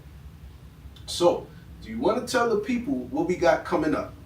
Oh man, it's going to be hella fun, and it's going to be a lot going on. So this is going to be set up in here a lot different. It's going to be a little bit more of a mixer feel. Okay. High top tables. Okay. You know, we're going to have adult beverages as well as, you know, family friendly. Because typically our Christmas parties are family friendly. That's right. And, you know, so we want you to bring out the family. We want you to bring out the kids. And everything being in family spirit. We're going to obviously have some really good food. Sarita and I were handling the food for the holiday party, just like Cheeze did for Pizza Day. I'm going to set up my candle making station right in there, and we're going to be able to make candles. I'm only going to have so many vessels, so it's going to be first come first serve. But can make candles, personalized candles. Bring out all my fragrances and stuff. This candle making stuff has been sitting in my garage for years, so I hope the fragrances still got life. But we're gonna see what happens. We just gonna see what happens. Right. We're gonna use this. We're gonna use it and have a good time. That's right. We're gonna have games. That's right. I am asking if you're a part of the ABC community and you can donate anything for our White Elephant prizes for our games that we have. Whether you have services, whether you have merch, whether you have merchandise, whatever it is, just contribute and put it in a gift bag. It could be just a card that's saying, hey, I'm gonna give you a free photo shoot, or hey, we're gonna get you this favorite one right here that I like right here. 3D printed yeah, items. Yes. So whatever you got to give, I'm gonna give some DocuHero merch. Whatever you got to give and bring to the party is definitely needed. And just try not to come empty-handed. That's right. But try to come to have a good time. We've had a rough year if you've been in a blockchain space, and we made it. Not just with just still air in our lungs, but we're still here in this space as well. And that's a pat on the back, and you're to be commended by that, because a lot of people, they fold under this pressure. We stood 10 toes down, and like weathered so many storms this year, and we're still here, so we just want to celebrate each other one last time before the year is over. So make sure y'all come out and celebrate with us. That's right. That's right. And Mint and Marquee, we're going to have some dope 3D printed items for y'all that's Web3 orientated. Nice. Like I said, we got a Bored Ape 3D printed item over there. Apple cider. Apple cider. We got the gnome. We got a Bitcoin gnome over there. Right? And we got that Pepe Buddha. And on top of that, Just Cheeze, he got his special apple cider. I'm going to bring, I got a drink. I got a special drink. My drink is going to be called Holiday Cheer. I ain't going to give away what it is. But it's called Holiday Cheer to get y'all in the spirit. But yeah, we got a good time, man. And we got our guy Dre over here if we need a DJ. You know what I'm saying? Because the vibes. It's Thursday, regular Thursday. Oh, okay. If you're able to, whatever you get. Right? If y'all in the Atlanta area, if y'all want to pull up, see how we do our Web3 mixes, you know what I'm saying? Feel free, man. Hit Eventbrite.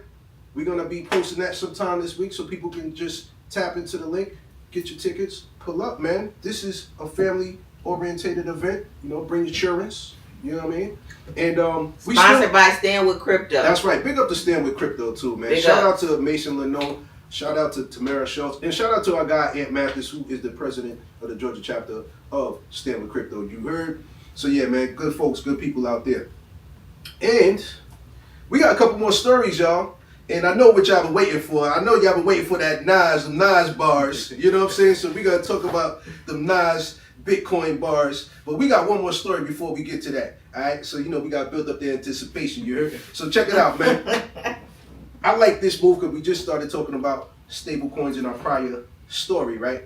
So Tether, they're making moves in the soccer teams. You know what I mean? So I think this is a foreshadowing of what's to be coming. You see, that last story we was talking about, these crypto companies, Web3 companies, now are going to be becoming banks. Well, guess what? Tether is the issuer of USDT said that they want to buy a Italian football giant, Juventus. Anybody familiar with Juventus, that soccer team, the football club? Yeah. All right. So they're submitting a bid to acquire their entire stake. All right. For about $1 billion. So the CEO called the club a lifelong passion and said that if the deal goes through, Tether is ready to invest $1 billion to support and grow the team. So the move would be Tether's highest profile investment yet, following earlier bets in areas like AI and gold and a minority stake in the Juventus football team. Okay, that was acquired in February. So now they just want to expand their stake in this football club. They want to go 100% 10 toes down into this space, man. And that just got me thinking, what other blockchain companies can y'all see buying a sports franchise? Whether it be an NBA team, whether it be a hockey team, whether it be a professional football team. Because I think this is just the beginning, if you ask me. Yeah. So I gotta ask my co-host, I gotta ask my guests, who wants to take this first? Because this is extremely interesting to see Tether, all right? They're the issuer of the world's biggest stablecoin. Who else can y'all see? So Dre wanna go first. So before I answer who else I can see doing this, I think this is great because crypto needs ecosystems, right? And one of the greatest ecosystems is the soccer ecosystem. Like billions and billions of people watch soccer or into soccer. It's a global sport. So for them to be in that space, I think it's a big deal for the movement and the velocity of a stable coin, you know, because it's an ecosystem. So I think that's smart in that aspect. Other companies I can see jumping in, definitely Crypto.com, because they already have the naming right for the Staples Center for the next 18 years, I think it is. You know, it's for a long time. So I can see them jumping into space. They're already working with like UFC and whatnot. That's right. So definitely exchanges. I can see exchanges jumping into Good this. point. Yeah. Good point. I like that. So Crypto.com, that is one to keep on y'all radar, okay? They also getting that bank charter too. Hopefully if they get that approved, I can definitely see them getting a team. NFTia. Yeah, so just like I said, I give homage to Dr. Montgomery every time I say this. Shout out to Doc. Shout out Doc. Crypto and AI, or blockchain and AI, is like peanut butter and jelly. They just go together real bad, made for each other, right?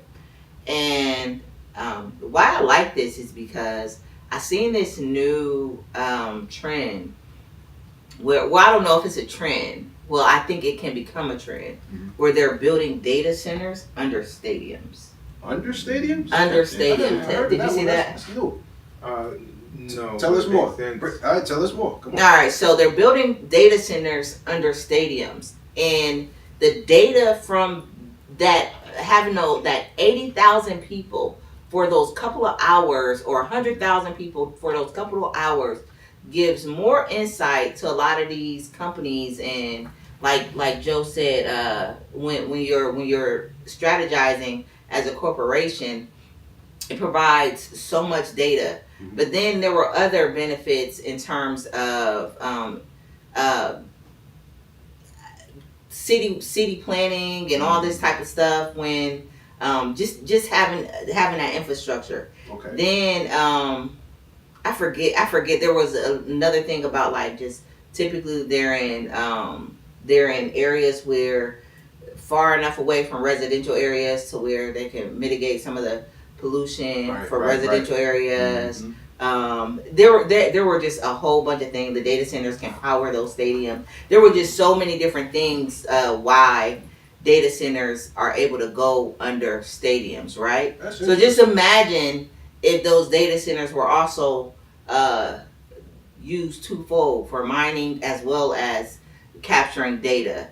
That is peanut butter and jelly so bad. You know what I'm saying? And if I own the stadium, you know what kind of cash cow this is for the crypto, AI, and all those other industries. So that makes sense. I don't know if that's listen, y'all can put me on payroll if y'all want to, because I'm coming with the fire at every board meeting. But you know how good that looks, and how lucrative that could be if you have a stadium. And so these type of things, I start to look at it a little different. Like, what's the end goal behind this as Tether?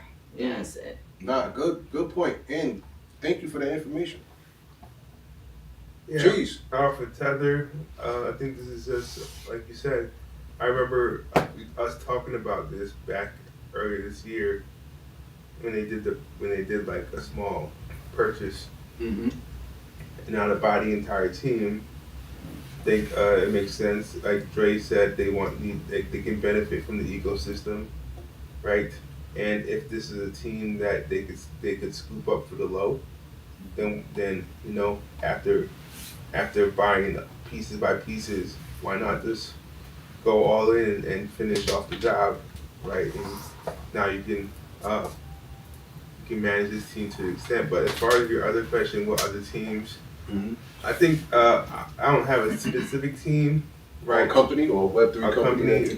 I don't think like anything to that extent. I think Dre mentioned Crypto.com. I could see that being the case, but what I see is like I think for a while I think this happening to American sports may be a while. Okay. Because of the people the owners that are in power, right? The owners that are currently in power, right? They're hard to be dethroned.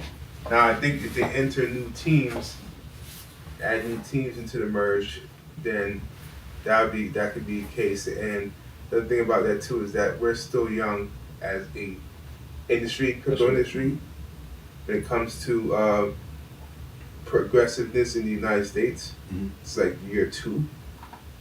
So basically, basically, yes. Yeah, basically year 2.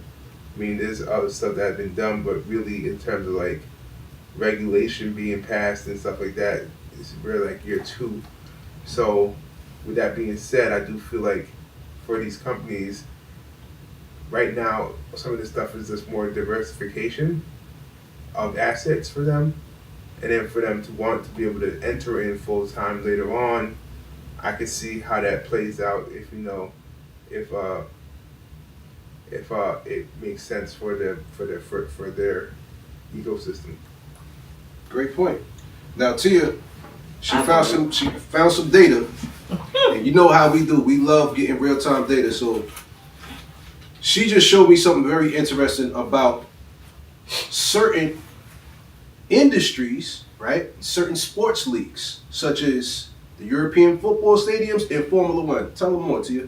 Yeah, so European football stadiums and Formula Ones with built-in below ground data analytics centers and computing and telecom rooms already in them, and so they make for really good places to conduct a business such as blockchain mining and all that other good stuff. So capturing that data too. Capturing that data. Now, Drake, what's your thoughts, brother? I'm glad that you found that because I work for a telecom company, and this particular company works with the Super Bowls, and they're actually going to be working with FIFA to power the 5G and all that, and then they use that data and all that stuff to help with the internet and improve the internet. And like the first time they did it was in like San Francisco, and then the next year they were like, we got to put like routers under the seats. So the next year they came with more data to improve, because you got to think of all the people that's uploading the videos and the touchdowns and trying to download stuff. So yeah, I'm glad you brought that up too. It does make a perfect place for them to do data mining and blockchain mining and all that stuff.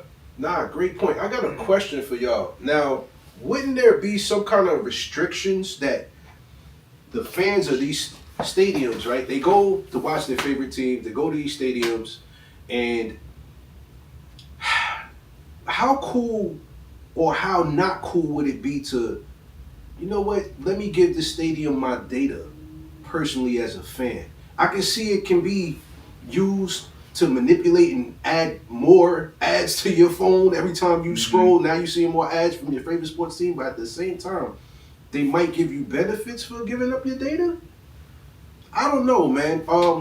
Maybe that's where blockchain comes in. Yeah. You know what I'm saying? Yeah. And we can give them certain aspects of our data. We don't have to give them everything. We don't got to give them all like government issue ID with driver's license. They got all of our personal information. Like, nah, we don't want them to know our address and all of that. You know what I'm saying? But I don't know. Tia brought up a good point that these stadiums can be capturing the data for all of the fans that are coming through there. So, you know, it just gave me something to think about. But I'm sure some fans might not have a problem with that, and there are fans who probably like, no, I'm not giving up my data to these infrastructures. So, hey, is there any other thoughts or questions on this? Because, Cheeze, did you have any thoughts on this? No. I thought you was gonna mention something about the World Cup, man. As soon as Dre mentioned the World Cup, that was an assist right there. Listen, FIFA World Cup is coming to Atlanta, Mitten Marquee, in the Atlanta Blockchain Center. We gotta be gearing up and we preparing to have events during that time. And on top of that, we're 3D printing items for the fans of these particular soccer teams that come to Atlanta. Because there's about 8 teams that's coming to Atlanta. We got Haiti, we got South Africa, we got Saudi Arabia. I don't know all of the teams that's coming out here, but we're gonna be catering to y'all. We're gonna be cooking up some dope merch. You see what I'm saying? Like I said, we gonna have some 3D printed items. We have a bunch of other stuff, man. So just know that we are gearing up for 2026. So if y'all got products, y'all got services or anything, please, as a business, y'all need to take advantage of the flood of people who's gonna be coming into Atlanta. All right. So with that being said, we need a drum roll, please, because Nas, my favorite rapper of all time, dropped this album with DJ Premier and got this song called Get Ready. So, Cheeze, man, send the link to the people so they can hear it if they haven't heard it.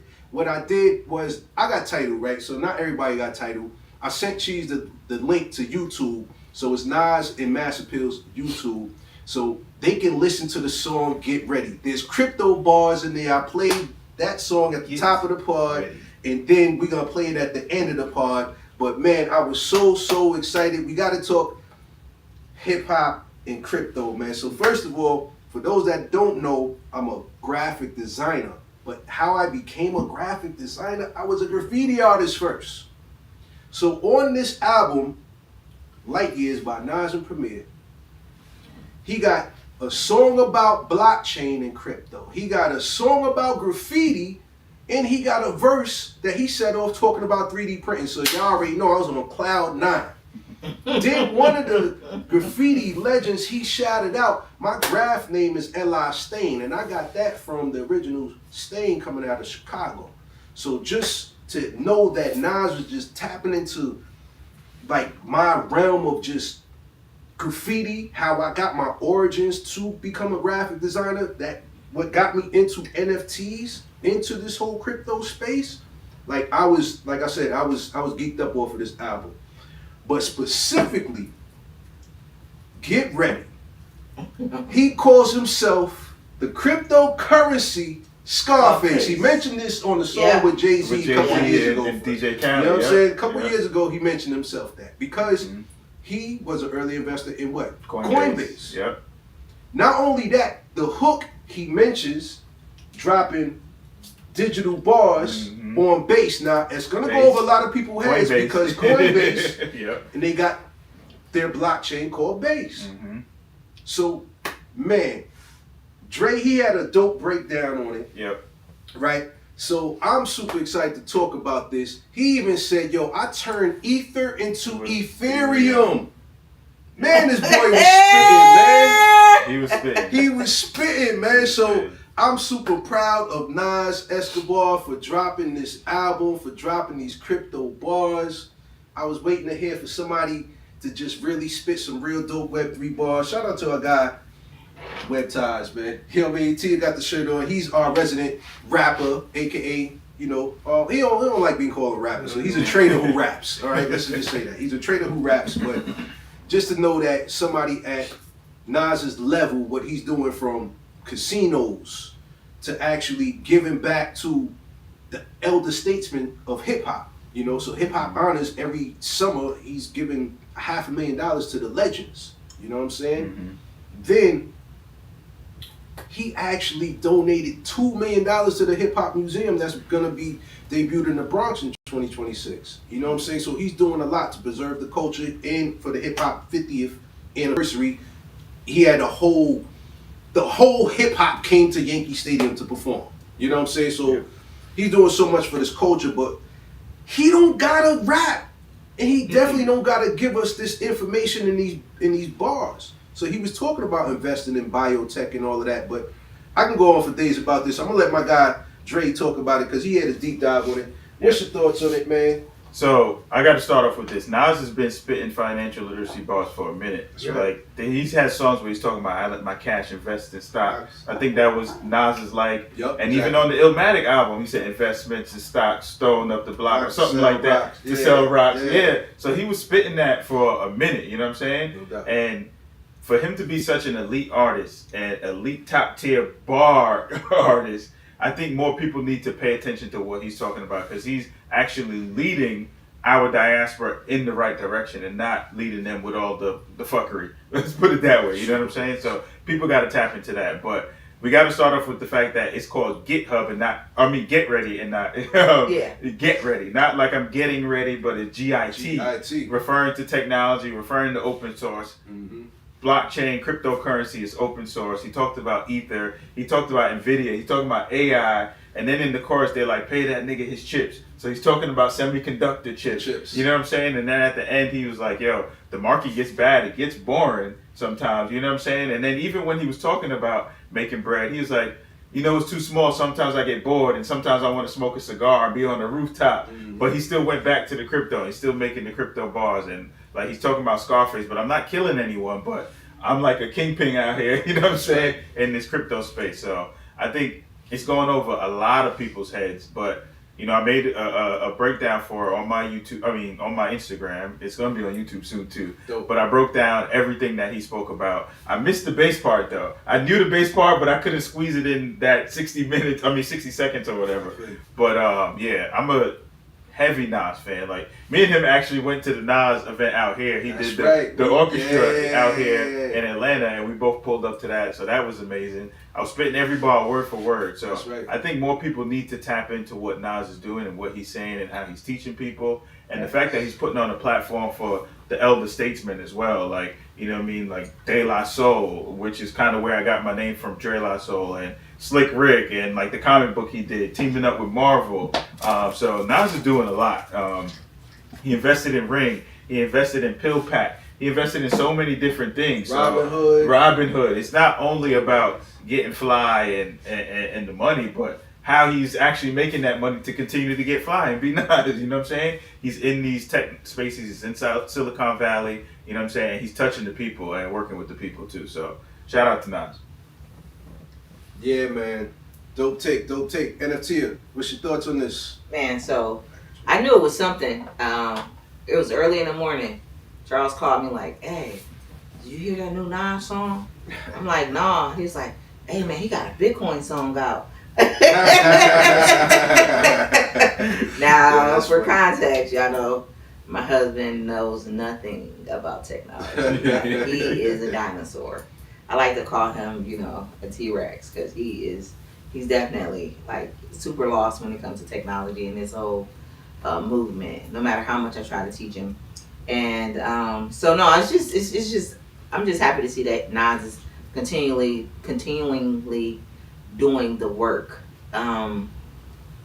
that we wish a lot of our hip hop legends and a lot of our greatest influencers who are knowledgeable, who are investing and are in these spaces, but really don't. Sometimes I feel like they try to get over instead of try to get their people over the hump with this technology, you know. And a month back, we talked about it. I feel like only one person from our from the culture period has done crypto right, and that was Nas. I know a lot of people say Iggy and all this stuff, but Nas has really done it right. Oh, you mentioned Snoop too. It was Snoop too. Snoop too. Yeah, I said it's Snoop. I said it's Snoop too. I said Snoop too. Yeah. But Nas really, well, I'll say this: Nas has done it the best. True. Snoop caught flack for that crypto ball. Yeah. Oh yeah. Light flex. Somebody from ABC got invited to the crypto ball. Y'all can check the IGs to see all that. You heard? No, straight up. No, that's pretty much it. But like he said, join us. It's got to be more of us. I'm from the ghetto. Yeah, go on. Listen, they talk about now, but I'm 0.5%. I'm 0.5%er in my rap. So. Hey, I like that. I like that. So Nas is one of your most listened to artists this year. That's what I'm talking about. I like that. Shout out to Esco. Show this to the camera. Go ahead, Cheeze. No, yeah, shout out to Mass Appeal putting that together. But yeah, Nas, talking about Mass Appeal, Nas has always been into touch with, the new waves, technology, new waves of art. So it makes sense. This definitely flows with what he's doing. So man, in the words of Nas, in the words of himself, man, when I flow for the streets, who else could it be? And he has Nas. Everybody spitting their Nas bars, man. Everybody got these. All right, so on the strength of that, yo, I'm gonna tell y'all like this. When me and Drake, because it was crazy, he showed up with a shorty. I was out there dolo, man. You know what I'm saying? But I sat next to a nice little shorty, whatever. She had to do that, and I had a great conversation. But anyway, to see Nas out there in the middle of the summer. Now, mind you, we was all, we was dipped out. We was dripped out. Button up going on. Yeah, we was styling. Nas came out with a full symphony in an all-white tux with a brooch, a diamond brooch that was just disgustingly bright. You know what I'm saying? That shit was like a fucking high beam light on his chest. He came out and performed with so much energy and vigor, you would have thought his rent was due. Like, there's no sense for him to be rapping that passionately at this level, at that age, with that much, like, charisma. You see what I'm saying? Like, a lot of young boys, they don't know how to perform. A lot of new artists, they don't know how to perform. You know what I'm saying? They just be on the stage or whatever. Nas, yo, to do a song, to do a whole album with a symphony orchestra, then after that, go into your whole catalog. He just touched his catalog on certain songs, out there with a DJ a couple other people from the orchestra, and basically do a whole nother set was crazy to just witness. You see what I'm saying? I say all that to say this, man. Hip hop don't have to age out, and he proved that, right? This space is sacred to us, and we don't have a lot of knowledgeable people in this space who look like us, who's on that level, who's representing us right, and who's investing his paper right. You see what I'm saying? And at the same time, his integrity been intact this whole time. You know? Absolutely. And like I said, that concert was literally down the block from where we at the Atlanta Blockchain Center. Mm-hmm. You know? And everybody spit some dope Nas bars, so I think you were the only one who didn't say a Nas bar. I didn't? You did? No, I said that my cast and you did. You did. So I'm the only one who didn't say one. Right? So I had to think about one of my favorite Nas bars, because I can't be outdone over here as a Nas fan and y'all here spitting these Nas bars. You know what I'm saying? But nah, real talk, I think hands down one of my favorite Nas verses is the second verse off of Sitting in Memory Lane. Mm-hmm. You know what I'm saying? That Memory Lane verse. You know what I'm saying? He was like, yo, 1 for the money, 2 for pussy and foreign cars, peace to Alizé niggas deceased and behind bars. I rap the Vanguard, check the prognosis. It's the realest showbiz. My window faces shootouts, drug overdoses. Hang amongst the roses, only the drama. For real, a nickel plate is my fate. My medicine is the ganja. What? I can go, yo, the verse is crazy. If y'all haven't heard it, it's on, basically this album is in the Library of Congress, Illmatic. Mm-hmm. You know what I'm saying? So it's so ill that he went from Illmatic to dropping his NFTs on Polygon, which is Matic. Mm-hmm. Oh yeah, yeah. In the song, he said he turned Ether into Ethereum. Mm-hmm. You know what I'm saying? Then on top of that, he said at one verse in another song, yo, I 3D printed D&D Studios, yo. I'm like, yo, he mentioning everything that's culturally relevant and that we're tapped into right now. You know what I'm saying? So he's my favorite artist. He's super innovative, and I'm proud of that, brother, man. So continue your success, and we will continue to highlight what you're doing in this space. Dre Lasso, what's your thoughts, bro? Yeah, I had to say something else because on I think it's the Nostradamus album, He has a song called New World, Mhm. and he's envisioning the world in the future. And if you listen to that song, some of the stuff that he's talking about is like happening right now. So I suggest everyone go back to that song New World, where he's talking about what the future of technology would be like. And that was what, 2000, 2001? But he's Nostradamus for a reason. For a reason, exactly. And again, on this album, it's like a real hip hop album because he broke down the graffiti and the rioters. So shout out to the taggers, all the artists and all that stuff. He broke down a song for the ladies in hip hop.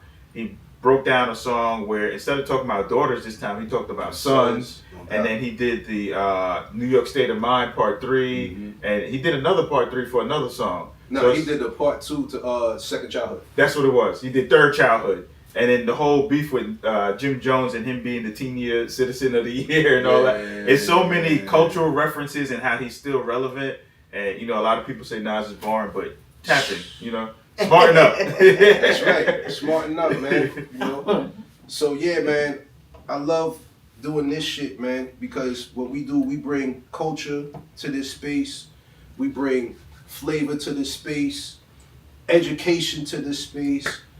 Shout out to Sharita. You know, I don't think she get her flowers enough, but we gotta give Sharita her flowers, man. Absolutely, man. She actually, A1 Digital, her company provides like these workbooks, these activity workbooks for all ages, you know, but she's been able to have the Atlanta Blockchain Center team up with the Promise Center. And there's 4 Promise Centers throughout the city. And our goal is to help educate the youth, the troubled youth, understand blockchain, AI, and Web3 so they can be, you know, not just people who are just using this as consumers, but actually builders, developers, or just investors, you know?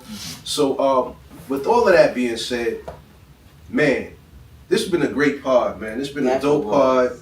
It was set off right. We got ended off right. We already told y'all about the 9 song, so we're gonna play it before we get up out of here. You know, it's been a dope, solid 2 hours like we do every Sunday at 420 at the Atlanta Blockchain Center. You know, this your boy T.Gold. We about to send off this year on a high note. We gotta send off this year on a high note, man. The send off gotta be right. I can't wait for this Christmas party. Yeah, we saying the Christmas party. Christmas. You know, this Christmas. You know what I'm saying? I ain't got the vernacular like I want for the Christmas. you know, yeah. You know, Christmas. they got it for me. Christmas. So just know that we gonna turn up here at the Atlanta Blockchain Center. We have a Web3 holiday mixer. It's gonna be dope. We got our event at the Bookstore Gallery. If you're into gaming, we got game night. That's Wednesday the 17th, right, Cheeze? Yes. All right. And then on the 21st, that Sunday, we're gonna be partying from the Bookstore Gallery. All right, because we got our 3D event there. So I'm looking forward to that, man. So I'm gonna bring out my holiday chair. We're gonna have some drinks. You know what I mean? We gonna have a good time. We're gonna come together and just give thanks too, man. You know what I'm saying? That's the thing I think we need to really acknowledge, just the fact that we have a place like the Atlanta Blockchain Center that Marlon Williams, shout out to Marlon, shout out to the bar chef. We got something special we cooking up for you, bro. You know what I'm saying? We got something super dope. I can't wait for that thing to be done, man. But yeah, Marlon, man, he put together a fantastic group of people, man. I swear to God, I don't know where my life would be if it wasn't for these individuals here that's on this couch, on these chairs, and other individuals who ain't here, people who are listening, people who are watching us. We appreciate all of y'all, man. So we live on Instagram, we live on YouTube. We about to wrap it up. We're gonna get up out of here with Get Right. You know what I'm saying? Nas Esco. You know how we do. So make sure y'all tap into our social medias. Yo, Drake, give people your social media so they can follow you, man. Yeah, no doubt. So it's Urban Blockchain on all platforms. My website is urbanblockchain.net. You can go there, check out some articles, some of my ebooks. But Urban Blockchain on Instagram, TikTok. And if you're into music, hit me up, Dre La Soul. So that's my tag on, or my name, my moniker on YouTube and also Instagram as well. So tap in. Dope. NFTia and Cheeze, any closing remarks? Nah, man. I'm good. Cheeze. Yeah, just like he said, come on out to our events. Shout out to the whole Skylark community. We're doing activations. We're doing daily activations on X. So we're looking to resume that.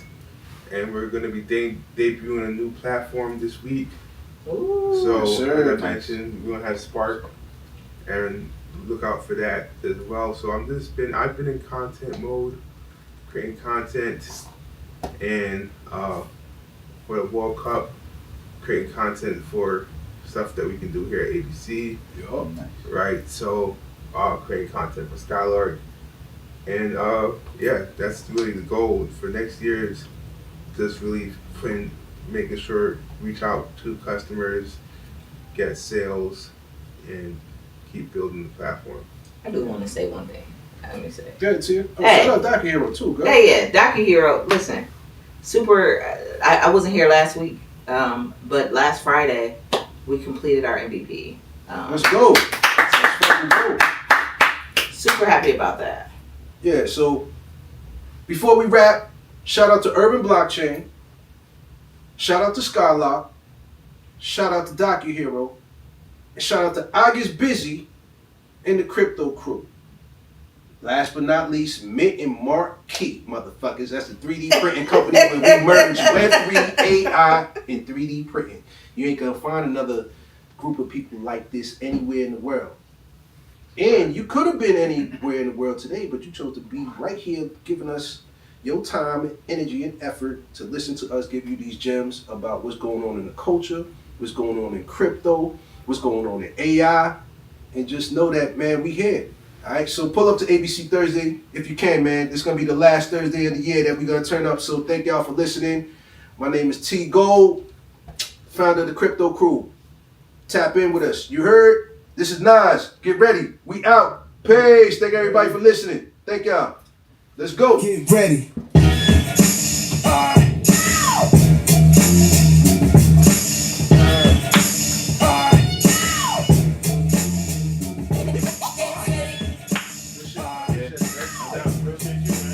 Give me that turnaround.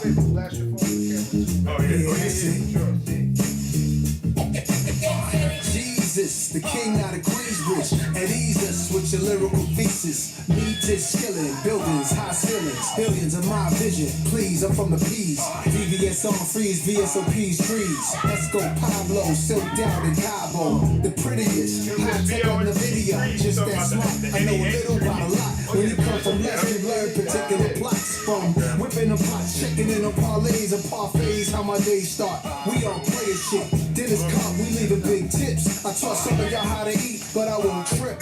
Taught some of y'all how to dress, but some of y'all still a mess. Serial investor, serial killer threat. Turn ether to Ethereum, y'all wanna bet? I got a crypto key, it come with a password. Then I flip that key to digital cash word. But then I get bored of that, it's too small, I'm off of that. Cigars in the roof now, Midtown where the office at. Mr. Crypto, currency Scarface. Pay that nigga his chips. Yeah, I lay criminal lines down over more days. The boom, the rip, the boom, rip. Mr. Crypto, currency Scarface. Pay that nigga his chips. Yeah, I lay down digital lines over more base. Think it's a shame these kids ain't seen no freak meets. DC Howard homecomings and wild weekends. Youngsters said when I'm grown I'm coming. Then I grown, start clubbing and doing drugs. We wasn't. When I was young I only wanted more wet. I only saw the next 10 minutes. ADHD I guess. Things unchanged. Now I wanna add an extra zero. Be the hood hero. Turbo Maybach V12 go 0 to 60 in less than 4 seconds. We move no less than 4 weapons. This ain't no contract killers, this ain't the drug trade. No chainsaw, cocaine wars, no blood stains. I'm from the block with a chain, this a new blockchain. But my portfolio is many things. From quantum computing to biotech, cause it's life improving. Degradable plastic trash removing. And when the market is down, it's like a hustle when no focus around. Your palms itch when opportunities found. It's Mr. Crypto, currency Scarface. Nigga his chips. I lay criminal lines down over more babies. Mr. Crypto, currency Scarface. Pay that nigga his chips. I lay down digital lines over more base.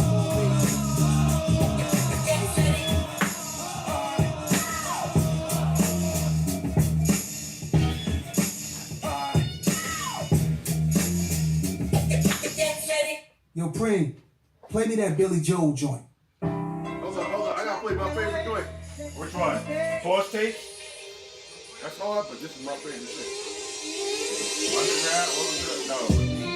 Oh yeah, this one's hard. Yeah.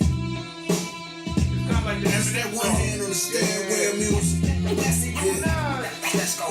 Like I said, just designing this rhyme is a fight against time. Every minute they wait to hear the true titans of crime. There's two types of villains that live in my mind. I'll define it as one killing with rhyme, the other dealing supplying garments of all kind, no more designer to wear. Style more modest these years, honorable to compare. The gods ask go nasty knives from Nasir. Since the sandbox came out of it, part of my ominous content, y'all should be scared. Birth certificate says Nasir, origin not clear, but what a great name to bear. My name is not as common as Muhammad or as popular, or as praiseworthy, so I adopted a moniker. I'm Nasty Nas, I was destined to be here, and Grandmaster cast his atmosphere to breathe Kumo D's air. It's Esco here, I like that hip hop stuff, but come here, I whisper in your ear, I don't give a fuck. It sounds like it bothers you, that I'm just that guy, just that fly. Nah, but I know that you hate me for rapping the tracks that sound like mafia movie scores, baby. That was your thing. You was getting that through the doors crazy, cause it didn't happen before me, sorry. You was talking Cristal first, yeah, that was all me. But I brought the blick to the church, I told you run it now. My jury box open, you hearing a humming sound. Not humble, not underground. Fuck your cigars and fedora hats, this is real rap. What could be better than that?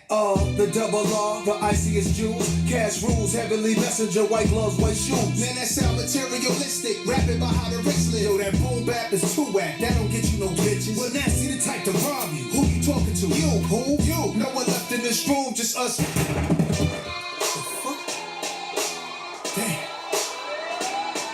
Well, that was some great time shit. That was time for some words from the heart of Nasir. Yeah.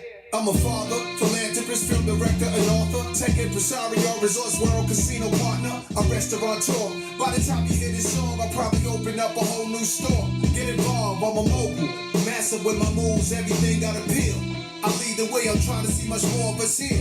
Even make our own cigars top tier. We do branding, expanding a 30-year career. I'm just scratching the surface. The next phase and I see it. Phase 4, the fourth dimension. The legacy's here, and other things I won't mention. I'm winning when I'm not even trending. Trailblazing, the message I'm sending. When you evolve into your true growth, they say you can't do both.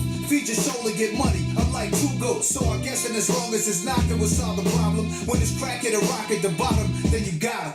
Got him. Peace. Appreciate y'all tapping in.